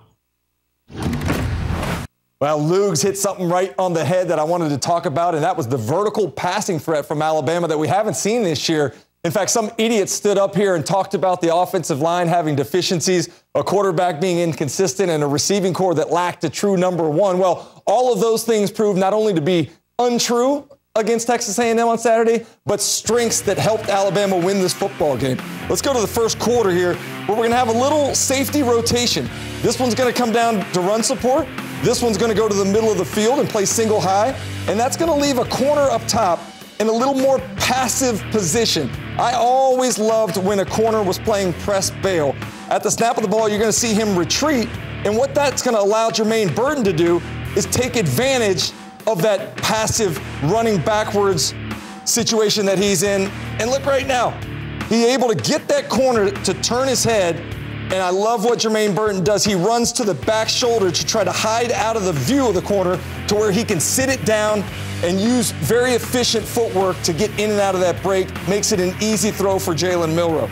All right, the second play, I love when offensive coordinators make things look like something they ran earlier in the game. Well, that's exactly what happens here with Tommy Rees. This time, next quarter, they're going to run a similar looking route. And the actual thing I want you to look at here, a couple different things first and foremost, only two men going out in the route. That means it's an 8-man protection. This is a longer developing play action pass. It's going to take a little bit longer for the quarterback to get the ball out. So you're going to need a little extra time, and the Alabama offensive line does a great job at that. Again, you're going to have a little bit of rotation here. This one to the middle of the field. This safety coming down. And at the snap of the ball, actually it's the other way around, but the point of the matter is it's single high safety. Now, look right here. He's closed that cushion to where the corner is biting because of a little double move that Jermaine Burton puts together. That leaves this wide open space, all right? This is exactly where the quarterback needs to throw the ball. There's only one guy that can break it up, and that's the safety coming over. Watch Milroe throw it on a line to not allow that safety get over there. Great job by the offensive line. Good route. Let's take a look at Burton. Sits it down just enough. I would like to see a little more head and eyes early, but he sold it well enough to run right by the corner. And again, the throw gets there before the safety is able to come over. Great throw, great catch, and great protection. Finally here, a little shorter route. And a couple things that to make note of. First and foremost, you're not going to see it here, but the quarterback is actually checking at the line of scrimmage. He sees that it's man coverage, and he's going to motion this running back right here. He's going to motion that running back away out to the trip side of the formation. What that's going to do is going to take this linebacker with him. So pre-snap motion. All right, now look at all of that area right in here. All right, they're going to take advantage of the vacated position that the linebacker left with a slant from Jermaine Burton at the top. Now, on a slant, typically you're going to put your foot in the ground and run at a 45-degree angle. But the one thing that Jermaine Burton sees is not only do you have the defender at the top of the formation covering you there, but you have a safety here that has all eyes. So he's doubling inside out on Jermaine Burton. Well, that means he's got to instead run at a 45-degree angle, he's got to run that flat so he can come in front of the safety, catch the football, and then split the defenders getting into the end zone with a little bit of physicality. Big ball game for Jermaine Burton there. 9 catches, 179 yards, and 2 touchdowns. This was what I've been waiting for from the Alabama offense. The question is, can they continue it this week against Arkansas? From the Big Ten to the SEC, Arkansas and Alabama. Don't look now. Don't look now. Jalen Milroe and this offense starting to come alive. Nice to see Jermaine Burton have a monster game, getting into the flow. And this Alabama defensive front stepped up in a big way last week in College Station. Arkansas is going to have to find something with K.J. Jefferson. Very one-dimensional, Pat, relying on strictly his arms. All right, effort will not be a question in this matchup today. Arkansas is a team that continues to play hard. They have not been able to get a win in the SEC. They are looking forward to breaking that. Alabama has shown us that they are a team that continues to be on the rise, continue to find ways to win. Going to be a great defensive battle. I expect Alabama to really kind of keep this offense going, though. You guys ready to do the grab bag? I'm going to put a shot clock on the grab bag. Everybody can chime in, but we'll lead the way with one. These guys have no idea what question is coming their way. Noon underdogs, you have to pick one. Big underdog starting in that sleepy noon window for your up. Kirk Herbstreit. Right here? Yeah, call stop. Stop. Oh, there it is. Pick a noon underdog. He gave it to you before you even went. You had an extra couple seconds to think about it. Give you all time to think. Here we go. 32, 33, 18, 18 and a half, 19 and a half. I'm supposed to pick who you think will win outright? What Pick one. I think nobody. I think come on. Purdue can hang around today. I think Purdue. But nobody wins. Nobody wins today outright. Nobody. Okay. Who do you think can win outright? We can roll with that. Ohio State. Slow start in Ohio State. As you can see right there, Florida's running back Etienne is maybe probable in this game against South Carolina. We'll see if he ends up playing in the game. You see Simpson there probable against LSU. He injured his calf in last game. And Malachi Moore is a game-time decision for Alabama against Arkansas. So they're getting ready to go in Tuscaloosa. Arkansas arriving there in T-Town. Less than 2 hours to kick off that one over on ESPN. We'll be showing you warm-ups in the lead-up as well. Here's Tom Luginbill with Nick Saban. Coach, what have you been most impressed with the progress with Jalen Milroe over the last couple of weeks? I just think Jalen's developed a lot of confidence and doing the things you need to do to play winning football. And I think that's the thing we've tried to emphasize to him about how to distribute the ball, He's a great athlete, and I think he's a lot more comfortable and a lot more confident in the expectations that we have for him at his position. Coach, you've seen KJ Jefferson an awful lot over the last 5 years. What challenges does he present your defense here today? This guy's a really good player. You know, he's a big, strong guy. He's got a great arm. He's accurate with the ball. He's smart in terms of decision-making, hard to sack. And the quarterback runs that, you know, he brings to their offense makes it much more difficult to defend the running game. All right, Coach, thanks. Good luck today. All right, thank you. Arkansas and Alabama play today in Tuscaloosa. You see Sam Pittman. He's got a full security detail. I don't know if he needs all that. He's a pretty tough guy. I like that tie, though. I love it. Yeah, no, he looks great.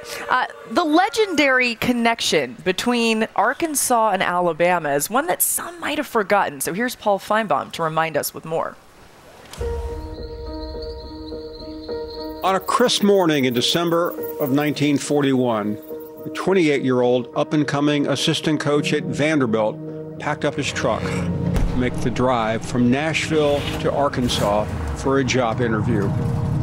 That coach was Paul Bear Bryant. 2 weeks earlier, the Bear helped Vanderbilt to an unlikely upset of number 7 Alabama, and in the process, vaulted his name to the top of the list of future head coaches. His home state Arkansas Razorbacks had finished a dismal 3-7 that year, and as he set out that morning, it was all but a foregone conclusion that he would take over as the Razorbacks head coach. That was until the events of December 7th, 1941, when a news bulletin broke over the radio. We interrupt this broadcast to bring you this important bulletin. The White House announces Japanese attack on Pearl Harbor. The Pacific Fleet at Pearl Harbor had just been attacked by Japan, and the United States would now enter World War II. Ryan immediately turned around and headed back to Nashville and would soon enlist in the U.S. Navy, where he served from 1942 to 1944. In 1945, the Bear returned to football and began his head coaching career at Maryland. Stops at Kentucky and Texas A&M would follow before taking over at his alma mater, Alabama, in 1958. As we say, the rest was history. Bear became a larger-than-life college football icon. He was the greatest coach of his time and arguably of all time. But it is in our nature as college football fans to ask, what if? Certainly, football pales in comparison to the larger worldwide impact of December 7th, 1941. But what if he kept driving that day, taking that interview before enlisting, or returned to Arkansas after the war? It's hard to say that the Bear would never have found his way back to Alabama, but what we do know is Arkansas had to wait another 16 years before Frank Broyles would revive the program. So for at least a moment, it's interesting to imagine Bear Bryant calling the Hogs. Wow. That's great, Paul. That's awesome, really man. Interesting. That was so good. I love it. A lot of people forget about all of that, and it's fascinating. When we turn our attention to today, though, and what we saw from Jalen Milroe last week, Jordan, I feel like he's come into his own. We're almost watching him grow up before our eyes a little bit this season. Well, in 1 week, right? I did a breakdown last week about him not taking the first option when it was there, and all he did last week was play extremely well from the pocket, and I was impressed with a multitude from his game. First one, take that first read, right? 2nd and 10, Jermaine Burton here. This is the exact play I broke down 3 times last week. He did not throw this exact route when it was there as open. It's 2nd and 10.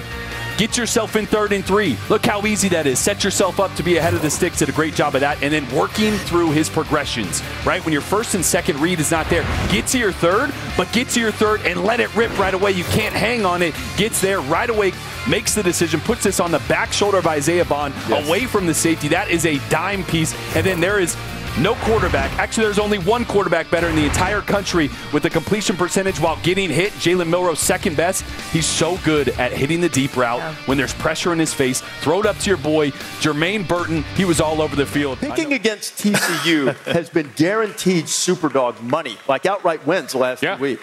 Why are the odds makers still all over TCU? Why are they a 5-point favorite? I think they want to see BYU on the road. they went to Arkansas. They got that win, but Arkansas stumbled. But I'm with you. That's why I could see BYU winning that game. Yep. Maybe should be a favorite. BYU won at Arkansas. That was mid-September. That was the last time Arkansas played on their home field. Lasted this long road trip for poor old Sam Pittman, whose jukebox is getting rusty and all the beer is room temperature. They haven't won in a while, and now they've got Alabama kicking off immediately after College Game Day. All right. Or that's counting us down to an hour and 20 minutes. Hey. All right. Good to see you. Hey. All right. Thanks for coming. All right. Favored by 3 scores. All right. Hates that. Hates everything about it. Yep. You know what he does love? He loves this. Jalen Milroe, since not playing in that USF game, has really stepped up his game. Yeah, I think there's a big difference, with where they are offensively, the confidence I think the quarterback's playing with. And if you go back to the Texas game, Jalen Milroe, he's a guy you're never going to question his arm strength. He's got plenty of arm. It was really more about his ability to recognize coverage and make good decisions. And I think just in these first few weeks since he got benched, he has shown a lot as far as improvement. And I think that's why Alabama now starts to become an interesting team that you want to watch offensively. I didn't get a card there, Jimmy, so you're going to have to tell me the Geico. Geico is time awesome. Now for Easy Choice, presented by Geico. Thank you. I didn't get the card. Thank you, sir. Perfectly. All right, let's look at him in the Texas game, guys. Teamwork. And this is where he's still growing. He's locking in. He's predetermining where to go with the ball instead of working through his progressions. I think Tommy Rees is a first-time offensive coordinator after this game, started to realize, okay, here's an area where I think he's struggling. Here's an area where I think we can improve. Here again, looking downfield, missing the check down. Get off that deep route. Just take it. Instead, he holds the ball, and he's sacked. Now, here he is a few weeks later. This is against Texas A&M on the road, working through his progressions. Instead of bouncing around, he's able to go right back to left, get the ball out of his hands quickly by making that decisive decision, building confidence. Watch this defensive line closing in on him. Remember, they gave up some sacks. Really good defense. Keeps his focus downfield and gives Jermaine Burton a chance to go up and make a play. So I think this offense is evolving. It's not done right now. It's improved. It's not anywhere close to being done, but give Tommy Rees a lot of credit for finding the adjustments and Jalen Milroe a ton of credit for keeping his confidence, working through that storm, and coming out on the back end. And now Alabama becomes an interesting offense is coming, and the defense is getting better too. Yeah, top 20 in points and yards. And if you think about Jermaine Burton, he went for 197. They were going to be a run-first offense, remember? Yeah. Then Texas A&M's front changed that. They answered the call. Saban's cooking down there with his Bama team. A kickoff coming up immediately following College Game Day on ESPN. Tied a big favorite, early start, 11 a.m. local time. But here we're about 45 minutes away from kickoff of Alabama and Arkansas. KJ Jefferson, who Nick Saban said is one of the best quarterbacks in the SEC. He's a veteran. He's been there. We'll see what KJ has in store. They always seem to play Alabama tough. And there's Jace McClellan, the running back for the Crimson Tide, 44 minutes away from kickoff over on ESPN. We're also getting closer to kickoff here of Week 7, beginning with Alabama taking on Arkansas. There's the quarterback for the Crimson Tide, Jalen Milroe, coming off an excellent performance last week. We're seeing the improvements out of Milroe. A lot of that has to do with the target of Jermaine Burton. They got in a nice rhythm and connection last week. We'll see if that continues against an Arkansas team that, I mentioned it earlier, they always seem to play Alabama tough and other teams tough in the SEC West. It's their schedule for Arkansas, not making excuses, but it's been difficult as all get out. As we said, 30 minutes to kick off here in the Southeastern Conference. We're going to go to Tuscaloosa, where the Tide are getting ready to play the Razorbacks. We'll show you live warm-ups here as time winds down before this one going. There's Nick Saban. Paul, somehow Saban's gotten this team seemingly back at the top of the SEC West again. Oh, that was for you, Paul. What do you think about Saban? I think he has remarkably turned this thing around, and today shouldn't be that difficult, but he's got a couple of games down the road that will define this season. How early did we count this team out? Myself included. I'm going to own it right now. I picked them to lose the last 2 weeks. Yeah, you did. But I saw things on film, and I'm like, man, these are question marks. These are things I haven't seen, and Saban has continued to tinker away at this team, and they're in a good spot right now. One of the things that we agreed on, Jordan, was how they looked on film. But the one thing that I tried to focus on was I know what a good coach he is and how much he's coaching, and that's where I think the credit needs to be put. Look how much better they have gotten. They played with pride, they played with heart, and they played with excellent coaching. Look at their secondary, how much they've improved. Look at Jalen's footwork, how much it's improved. Their team is getting better. Now, they still have a little weakness on the offensive line at times, but the team is improving, and I still think their best days are ahead of them. The identity is being formed on a day-to-day basis of this Alabama team right now. They are better than they were early in the year, and they will continue to be better, like Tim's saying. And at the end of the day, the identity is that they don't care about nothing but the Tide. Bama by 50.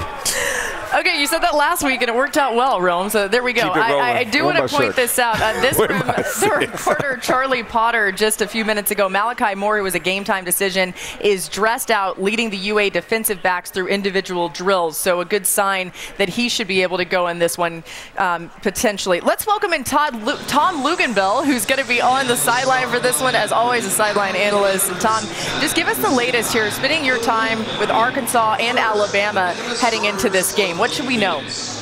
Defensive lineman, redshirt sophomore. Well, I tell you, I think that for Alabama, we've got to look to see if they can continue to stack success upon success. Jalen Milroe developed confidence last week. Really important for him offensively to continue that trend. They've got to be able to run the football more effectively. But maybe more importantly, when they do throw the football, Jalen Milroe can't just be a deep ball guy. He's got to make sure that he's a guy that can take the open target, and if the defense gives it to you, go ahead and throw the ball out there. He's been responsible for a lot of their sacks on offense, so they've got to clean that part of it up. On the defensive side of the football, whether Malachi Moore goes or not, they do have a plan. That plan will include Terrion Arnold. It will also include Caleb Downs, depending on the offensive personnel for Arkansas. If it's 12 personnel, it's going to be Caleb Downs that will move into Malachi Moore's spot. If it's 11 or 10, it will be Terrion Arnold. So they've got a plan for Arkansas offensively. And for the Razorbacks, guys, this is all about really two areas, penalties and sacks. This is a team that's given up 20 sacks in the last 4 weeks. They've had double-digit penalties 3 of the last 4 weeks, and that's just not winning football. They're playing good enough on defense. I think KJ Jefferson has lost his confidence a little bit, and they too, like Alabama, cannot run the football effectively. So a lot of pressure on both quarterbacks here today. Thanks so much to Tom for joining us here. We'll see you when this thing kicks off in just about 20 minutes. Another note that I want to point out about Arkansas, the Arkansas Razorback radio team saying that Rocket Sanders did not even travel to Tuscaloosa. Coming up after College game day, Look out Jalen for Bama. Milroe and Alabama against Arkansas. Yeah, Milroe getting better. They made some adjustments. Boy, he's got a big arm. It's just getting more reps, getting more comfortable, working through his progressions. Nick Saban has a team, I think, trending in a very good direction. Defense is playing well. They're going to make KJ Jefferson have to be able to have more balance in their attack. They've not been able to run the football the way we've seen Bama jump. Chase McClellan, obviously the run game is always going to be an important part of an Alabama offense. Last week against Texas A&M, not so much. I assume they're going to get back to that. Jace is a beast, 21 broken tackles this season. How about Jermaine Burton last week? He had a game of his life. I hope he can back that up today going against this Arkansas secondary. I think he's going to have a big game. I think he's really building chemistry now with Jalen Milroe, so that's very important for that offense. The big third downs last week, that's where Jalen Milroe was looking. There's KJ Jefferson. Man, they've really struggled. They've sort of changed the offense a little bit, and it hasn't quite clicked the way it has in past years. Yeah, I mean, think about the games they've played. I mean, it's been a challenging run for them. Now they go to Tuscaloosa. They've got to stay in the game early, get themselves to believe that they can compete. And I think KJ Jefferson, it's about trying to find some balance. Like I said, they submit been very one-dimensional. They haven't been able to run the ball, which is not surprising. They do have Rocket Sanders back. Let's have a little fun out there on SEC Nation. Jalen Milroe's made it look really fun for Alabama Crimson Tide fans. About 4 minutes until kickoff over there on ESPN. Of course, we got a special presentation, the Command Center. A really cool way to watch this game going forward. KJ Jefferson needs to put up some monster numbers. 6 interceptions over the last 4 games for him. Can he pull off one of the bigger upsets of the college football season? 3 minutes until kickoff, and we'll be hanging out with you until then.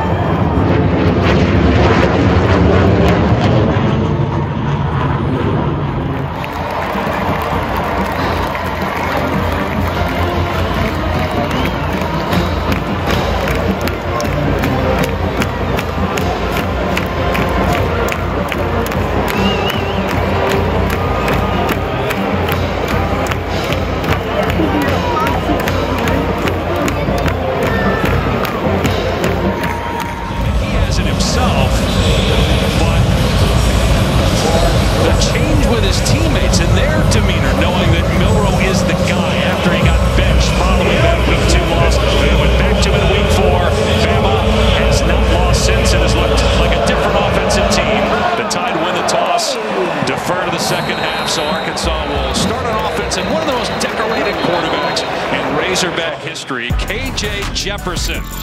33rd career start, 3rd straight year as a captain. That's the first time in 100 years at Arkansas. And for his career, 80 total touchdowns, which is a school record. He's got 12 this year, 6 picks, including 2 last week against Ole Miss. So 2nd down and 8, first pass play, pressure off the edge. Milroe steps up and is tripped up. Milroe on 3rd down and 8 from the pocket, in trouble, on the move. And now just runs forward past the 15 where he's wrapped up.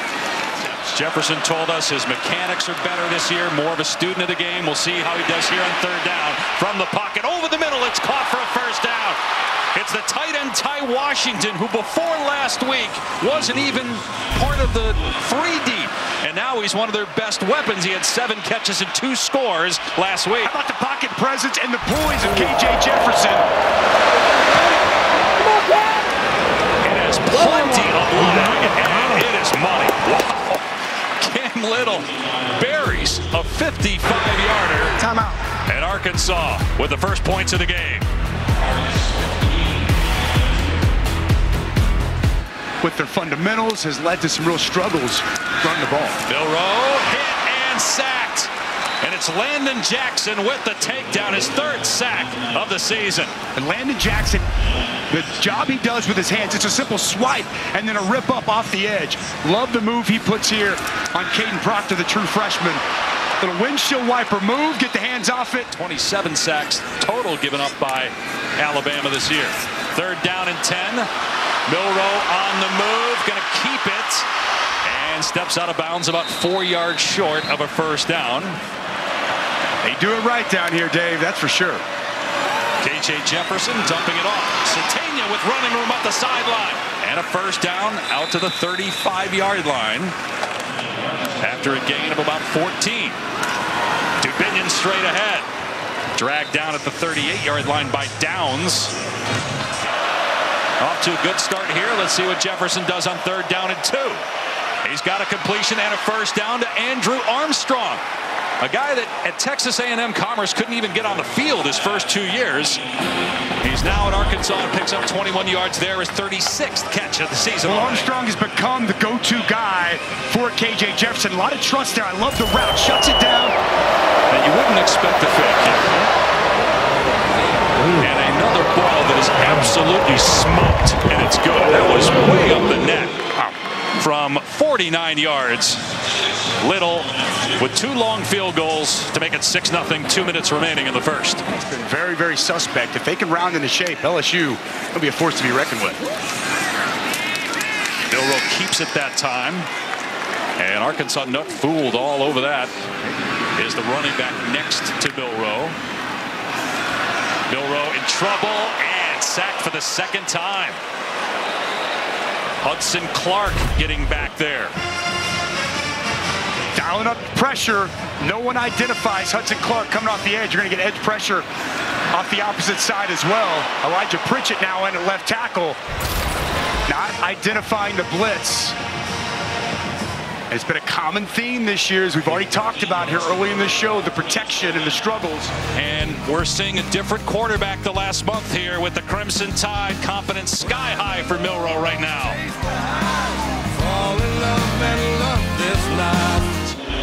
Quality field awareness by Jermaine Burton. Arkansas bringing pressure. Milroe in trouble. Sack back at the 45-yard line. Landon Jackson bends that edge really well. Landon Jackson's 2nd sack of the first half. You'll see him here. Thomas is going to come off the other way. Nowhere for Milroe to really go. I want you to focus on Landon Jackson. Just a chop, rip. You get the hands, you can win as an edge rusher. Landon Jackson, 2nd sack here today. Got a timeout called by Alabama. Milroe in trouble, though, and knocked down back at the 40-yard line. Landon Jackson is all over the place for Arkansas. Well, the Razorbacks call a timeout here. Yes, they will. With the clock's moving, it should have stopped a while ago. What a half for Landon Jackson. And you win on the outside, it sets up the inside. Now the counter, you're going to see him start out and work his way in and beat Pritchett with a nice inside move. What a half here for Landon Jackson. Thank you. 2 sacks for the LSU transfer. 21-6 lead over Arkansas as we start the second half. Jalen Milroe, who threw for 2 touchdowns and ran for another. Talking with Sam Pittman coming out of the locker room, obviously there's a lot of frustration there. They just can't get ahead of the chains on first down. He said we have to have first down plays that go beyond 2 yards so that we can sustain a drive and just keep that offense for Alabama off the field. It's been very frustrating.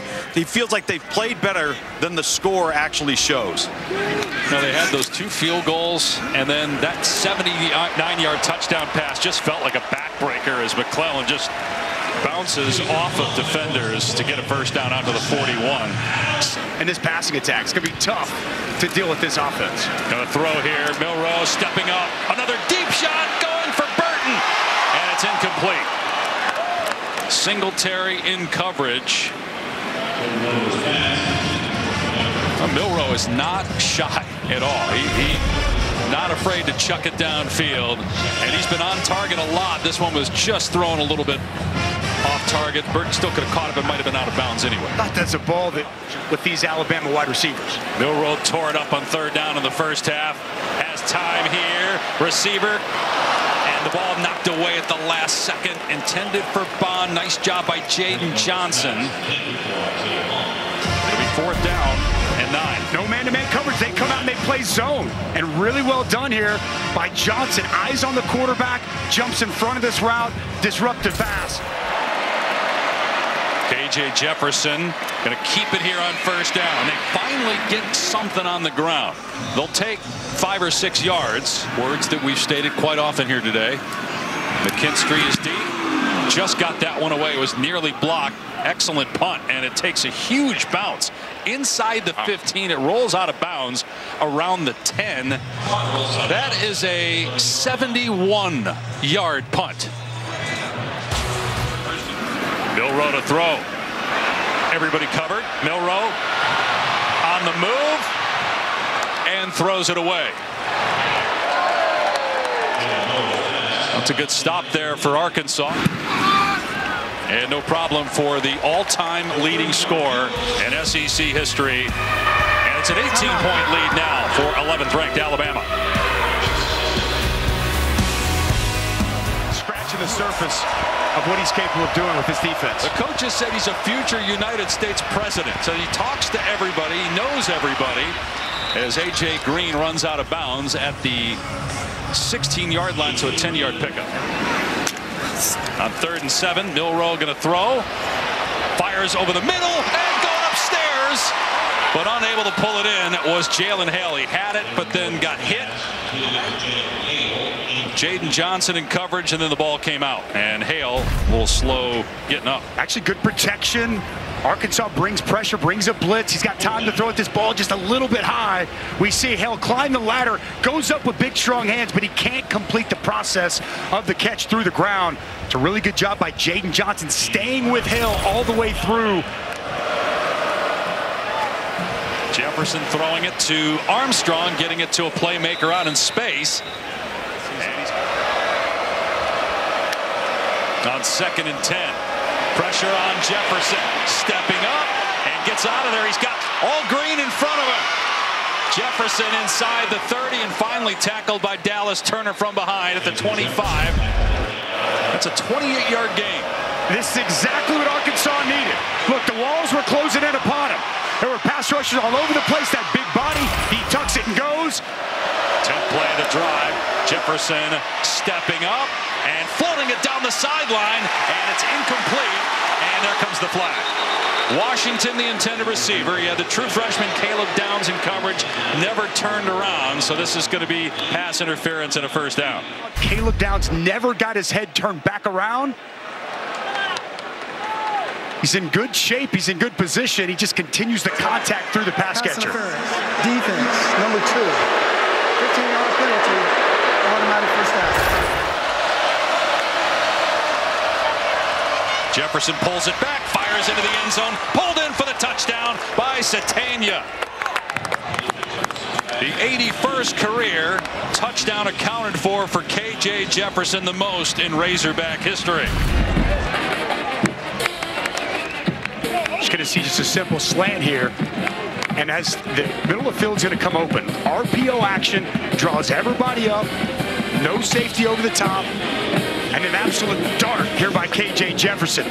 Coach, assess what happened on that last drive to end the quarter. Yeah, well, I mean, we had 2 third downs. We got 2 penalties. We had them stopped on 3rd down and got a face mask penalty, and 3rd down here. And we got a pass interference penalty. But, you know, we got to get off the field on 3rd down. I said that to you before. And that's a real key when you got players like this that can run the ball and run quarterback runs. When you get them in 3rd down, you got to get off the field. Thank you, Coach. Thanks.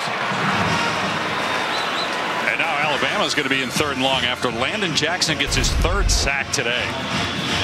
Landon Jackson has been a one-man wrecking crew off the edges. Again, watch the hands. Back in with Caden Proctor. He's going to get the hands. He's going to bend the edge so well. Good tight corner. Milroe going deep, overthrows his receiver, and it's incomplete.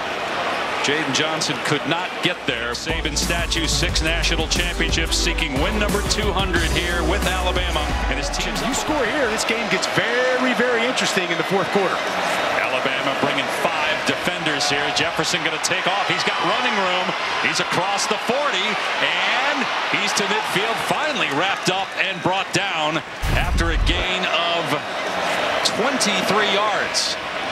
So they bring pressure, and nobody keeps the edge. It's man-to-man down the field. Good blocking and a big pickup by KJ Jefferson. They go quickly here, get it to Tesla out in space. To Satania, and a little rhythm, a little confidence going here to start the 4th. Dubinion on the carry. And he pinballs off defenders, close to a 1st down. Jefferson around 70% completion rate. Alabama stacks the box, bring pressure. Jefferson in trouble, hit by Arnold. Jefferson won't go down, though. He gets out of there. The ball off, it's caught inside the 20-yard line and all the way down to the 10. Barquise Gums, his 2nd catch all season. It goes for 28 yards. Terrion Arnold in a corner blitz. He's got him dead to rights, but he won't go down. KJ Jefferson uses that big body, stays up.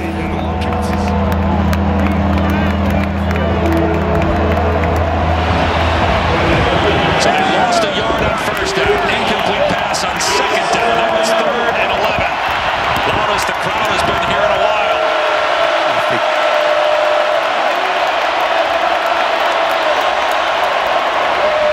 Jefferson with time. Receiver is there. It's caught. Dubinion. It's a touchdown for Arkansas. The Razorbacks are back in the game. 11 minutes to go. 24-19. Official just reset the play clock. Razorbacks going for 2. Jefferson fires and diving is Armstrong getting in for 2 points. Reaching out at 6'4" with that leg to get it across to make it a 3-point game. 15 straight points for Arkansas. Let's go back to this touchdown. Watch the matchup that's created. Dubinion, wide receiver, he's going to run a wheel. Lawson's on him. This is going to create friction and a rub. And Lawson's not able to get over the top. Nobody goes with Dubinion. Touchdown pass. The touchdown wasn't enough. It's Armstrong with the 2-point, and the Hogs in business. And they're going to continue to fight. They've shown that here today. Alabama going to try to run it here, and no room whatsoever for McClellan. Antonio Greer filling in for an injured Chris Paul with a big stick in a big spot here. 3rd and 10, has time to throw, and another drop. This time by Malik Benson. He probably wouldn't have got the 1st down anywhere. There were a couple of defenders around him. Play here in the 4th. Again, keep in mind, there's really, for Alabama to make the college football playoff, no margin for error. They have to win, you would think, the remainder of their games. After that loss to Texas week 2. Gonna keep it on the ground. And 1st down and more for A.J. Green. All the way out past the 30.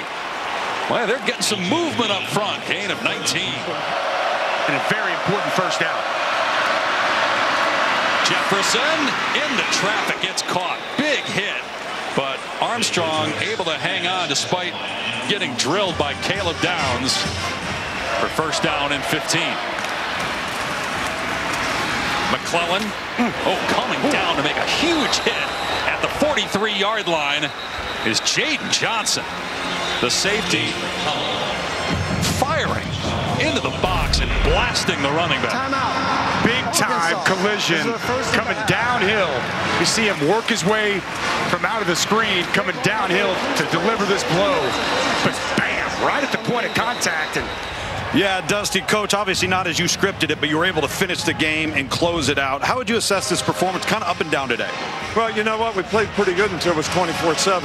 And then we got 2 third-down penalties. They got back in the game, got scored. We lost our momentum, went 3 and out 3 or 4 times on offense. So, you know, we got to learn how to play for 60 minutes and finish the game, which we really didn't do like we need to do today. So, but I think we'll learn from it and hopefully be better, ready for the next challenge. What type of progress did you see from Jalen first half to second half? You know, Jalen did a great job in the first half. You know, he missed about 3 or 4 throws in the second half, a little high, whatever. I don't know if it was pressure in the pocket or not getting his feet set, but he'll learn from it and get better as well. All right, Coach, thank you. Arkansas and Alabama. And gentlemen, early on, this was all tied. But KJ Jefferson and Arkansas Woo-Pig, they gave up a fight. But first, Jalen Milroe. I mean, that's just easy pitches. Broken coverage, but Milroe was outstanding in the first half. 215 yards and 2 touchdowns in the first half on 7 of 10 throwing. That's effective. We talked about it. If we start making those deep plays, it's going to be a rough game for everybody else. Here at Milroe, then to Amari Niblack. 7 of 10, 215, 2 TDs, 1 rushing TD in the first half, Coach. Yeah, and great touch on the deep ball. He makes explosive plays with Watch this play. Watch this play. Get off me. Get off me. So strong. Finally. Should the whistle have been blown? I think Nick Saban would say that the whistle should have I don't think so. I mean, he's a big human being, so we can fight it all. Have a look. Where is everyone else? Arkansas, they would continue the drive and get back into this game. Here, Jefferson to Rashad DeBinion. Arkansas goes for 2, cuts the lead 24-21. Yeah, and they came all the way back. That was after some Alabama mistakes and penalties that kept the drive alive. So now a chance to tie it or take the lead until Dallas Turner, a one-man wrecking crew. And this is the hallmark of Alabama's team this year. The defense always makes a play late to help them win. And then the other hallmark of it, use Jace McClellan to salt the clock. They do just that. Alabama 17 straight wins against Arkansas. Nick Saban and Alabama getting set for Tennessee. You know, we're happy that we got the win, but we're not satisfied at all. A lot of things we need to clean up. And then one focus point is just not playing 30 minutes ball, you know, playing full 60 minutes. I use you guys to send a message to the team, so if that's the message you got, I hope they got it on Wednesday. That makes sense? So it wasn't like I was just trying to lie to you all. I don't really lie. I try to be an honest person, tell you like it is. Don't always tell you everything you want to know, but sometimes. Good to have you with us, Starry Doring Watson, Nick Saban, and Alabama. They've beaten Arkansas the last 16 times on the field that they have played the Hogs. Could they make it 17? Third drive for the Tide, 3rd and 15, Jalen Milroe. He's got Kobe Prentice all by his lonesome. Yeah, Jalen Milroe's done a great job this season of finding the open wide receiver, and he throws an incredible deep ball. We were joking. He needs to just throw deep balls and then do quarterback run and then hand the ball to Jace every now and then. That's it? That's their formula for success? That's the Milroe game plan. I think they win with it. Nicely done. Second quarter, 2nd and goal, Milroe. There's the run. Okay, we get that. 14-6, Bama. Yes, Arkansas kicked 2 field goals. Arkansas kicked 2 field goals. I didn't say Arkansas. Arkansas kicked 2 field goals. But Bama, 2 straight touchdowns, make it 3. That's Milroe again to Amari Niblack. Yeah, you wonder why he's wide open, but it's great play design, and we'll come back to that later on. But Milroe, again, another one of those deep balls that he throws out there and lets his receiver run underneath. Yeah, they were up 21-6 at the half. Milroe, though, was sacked 4 times. Meanwhile, how about KJ Jefferson feeling the pressure but takes off? Sometimes it feels like it's him and nobody else on that offense. That's what makes him so good. Knowing when to take off, he rushes for 26 yards, but it's always those tough yards and those tough throws like this one. All right, and then he finds Isaiah Sategna for the touchdown. Look at this. It's just a 24-13 game, and it gets closer. It was about to be a blowout, but then a couple 3rd down penalties. You get the face mask, you get the pass interference, and it leads to 2 Arkansas touchdowns. All right. Then Milroe sacked. 5 times he was sacked in this game. In fact, this is the 7th consecutive time he's been sacked at least 4 times. That's the most in the FBS in the last 20 seasons. And you just talked over how hard it was to sack that guy. No, hang on. I know we're going to show the replay. Okay, all right. Yeah, so we're still going to get. I'm not criticizing you, but I'm just saying. That's okay. This is a grown man play right here. Get off me, Terrion Arnold. I'm going to go and continue on with this play. And put tremendous touch on the ball. Very nice touch after being so masculine. Nick Saban said it was like a. Now, you know what? We'll hang on to it. Yeah, we'll let him tell us later. It was beautifully said. Jefferson to Rashad Dubinion. KJ 2 touchdown passes, 150 yards.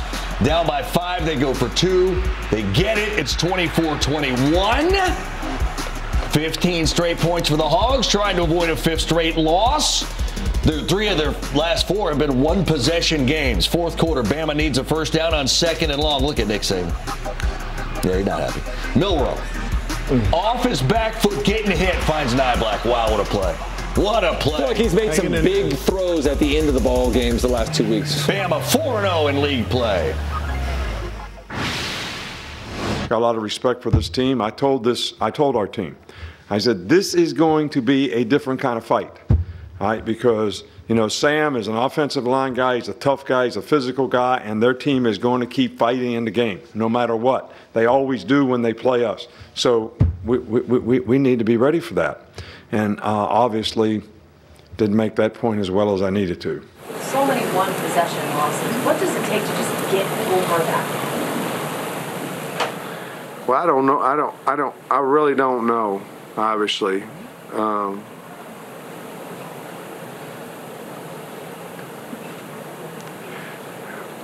We got to make a play, you know, at some point. We got to, you know, one possession losses a lot of times get skewed and you got a stat and all that kind of stuff. But when you're a 3 touchdown underdog and you get beat by 3, and that goes in the same category as you're a 3-point favorite and you lose by 3, it's not the same thing. Yeah, I mean, look, they play hard. They were outmanned. They play hard. They gave themselves an opportunity to win, but in the end, it's 200th on-field victory for Nick Saban as Alabama head coach. He joins Bear Bryant as the only coaches to win at least 200 games as head coach of the Alabama Crimson Tide. Ceedee going to tell us really an area of significant growth for Alabama as we've gone, but Alabama fans are going to look at this and say, we're more than 3 points better than them. Yes, there are areas they can get better despite being unbeaten in league play and certainly on their way, at least on the path to Atlanta yet again. What are you seeing? Well, I'd say they are much better than Arkansas. The score might not have shown it with 3 points, but they get 415 yards of total offense versus 250 by Arkansas. But when we look at this Alabama team, some of the same things keep creeping up. Now, they only had 5 penalties, but they were at inopportune times that allowed points and turnovers for the other team. Also, the sacks, 31 sacks this season on Jalen Milroe. Now, that's not all on the offensive line. Some of that is on Jalen learning the offense, learning what Tommy Rees wants, learning how to get rid of the football at the right time to the right person. But you saw several times in this game, Landon Jackson, the defensive lineman for Arkansas, got 3.5 sacks by himself. And many of that, CD, was him beating the offensive tackle one-on-one, not even stunts, beating him one-on-one. So until they can clean that up, it's going to be difficult for Jalen Milroe to get into a rhythm, as tough as he is and the way he stands in and delivers the ball even when he's getting hit. Benjamin, I don't know I have to be such a negative Alabama hater. I'm going to be here and be very positive about that. That's why we gave you the positivity. I'm just trying to make we up can get them off of your back. Exactly. No, but there were some good things that they did as well, and I think it's important. It seems like it was like a week ago because it was early in the afternoon, but let me remind you what they did while we were eating those carne asada tacos earlier today. They came up with some great play designs. Here on 3rd and 14, they knew exactly what the coverage was going to be. It ends up being a cover 2, but the safety comes down to rob the middle of the field. So the number 3 receiver inside in that trips formation hooks up, draws him, and then Kobe Prentice is able to run down the middle of the field. It looks like a busted coverage, but in reality, it's a great play design and a great call and an expectation of what defense they were going to be in. Now, 1st and 10, a little unbalanced. That's the right tackle. That's the eligible receiver on the end of the line. The tight end's over. And when you shift it back out, now up top, look what happens. You got the receiver that's going to take a step back. So now the tight end that was ineligible is now eligible. and the defense does not recognize it. That's why he's uncovered. They got man coverage across the board, but nobody accounting for the tight end who was initially ineligible in that unbalanced formation. So I love the play design today. It created some big play opportunities, and Jalen Milroe feels very comfortable executing them. Before we roll, can I give love to a kicker real quick? Sure. Will Reichert, 486 career points, becoming today the SEC's all-time leading point scorer. Very nice. So props to him. Beating Congrats, Will. Daniel Carlson. Chizus. Former Auburn guy, yeah. Former Auburn kicker.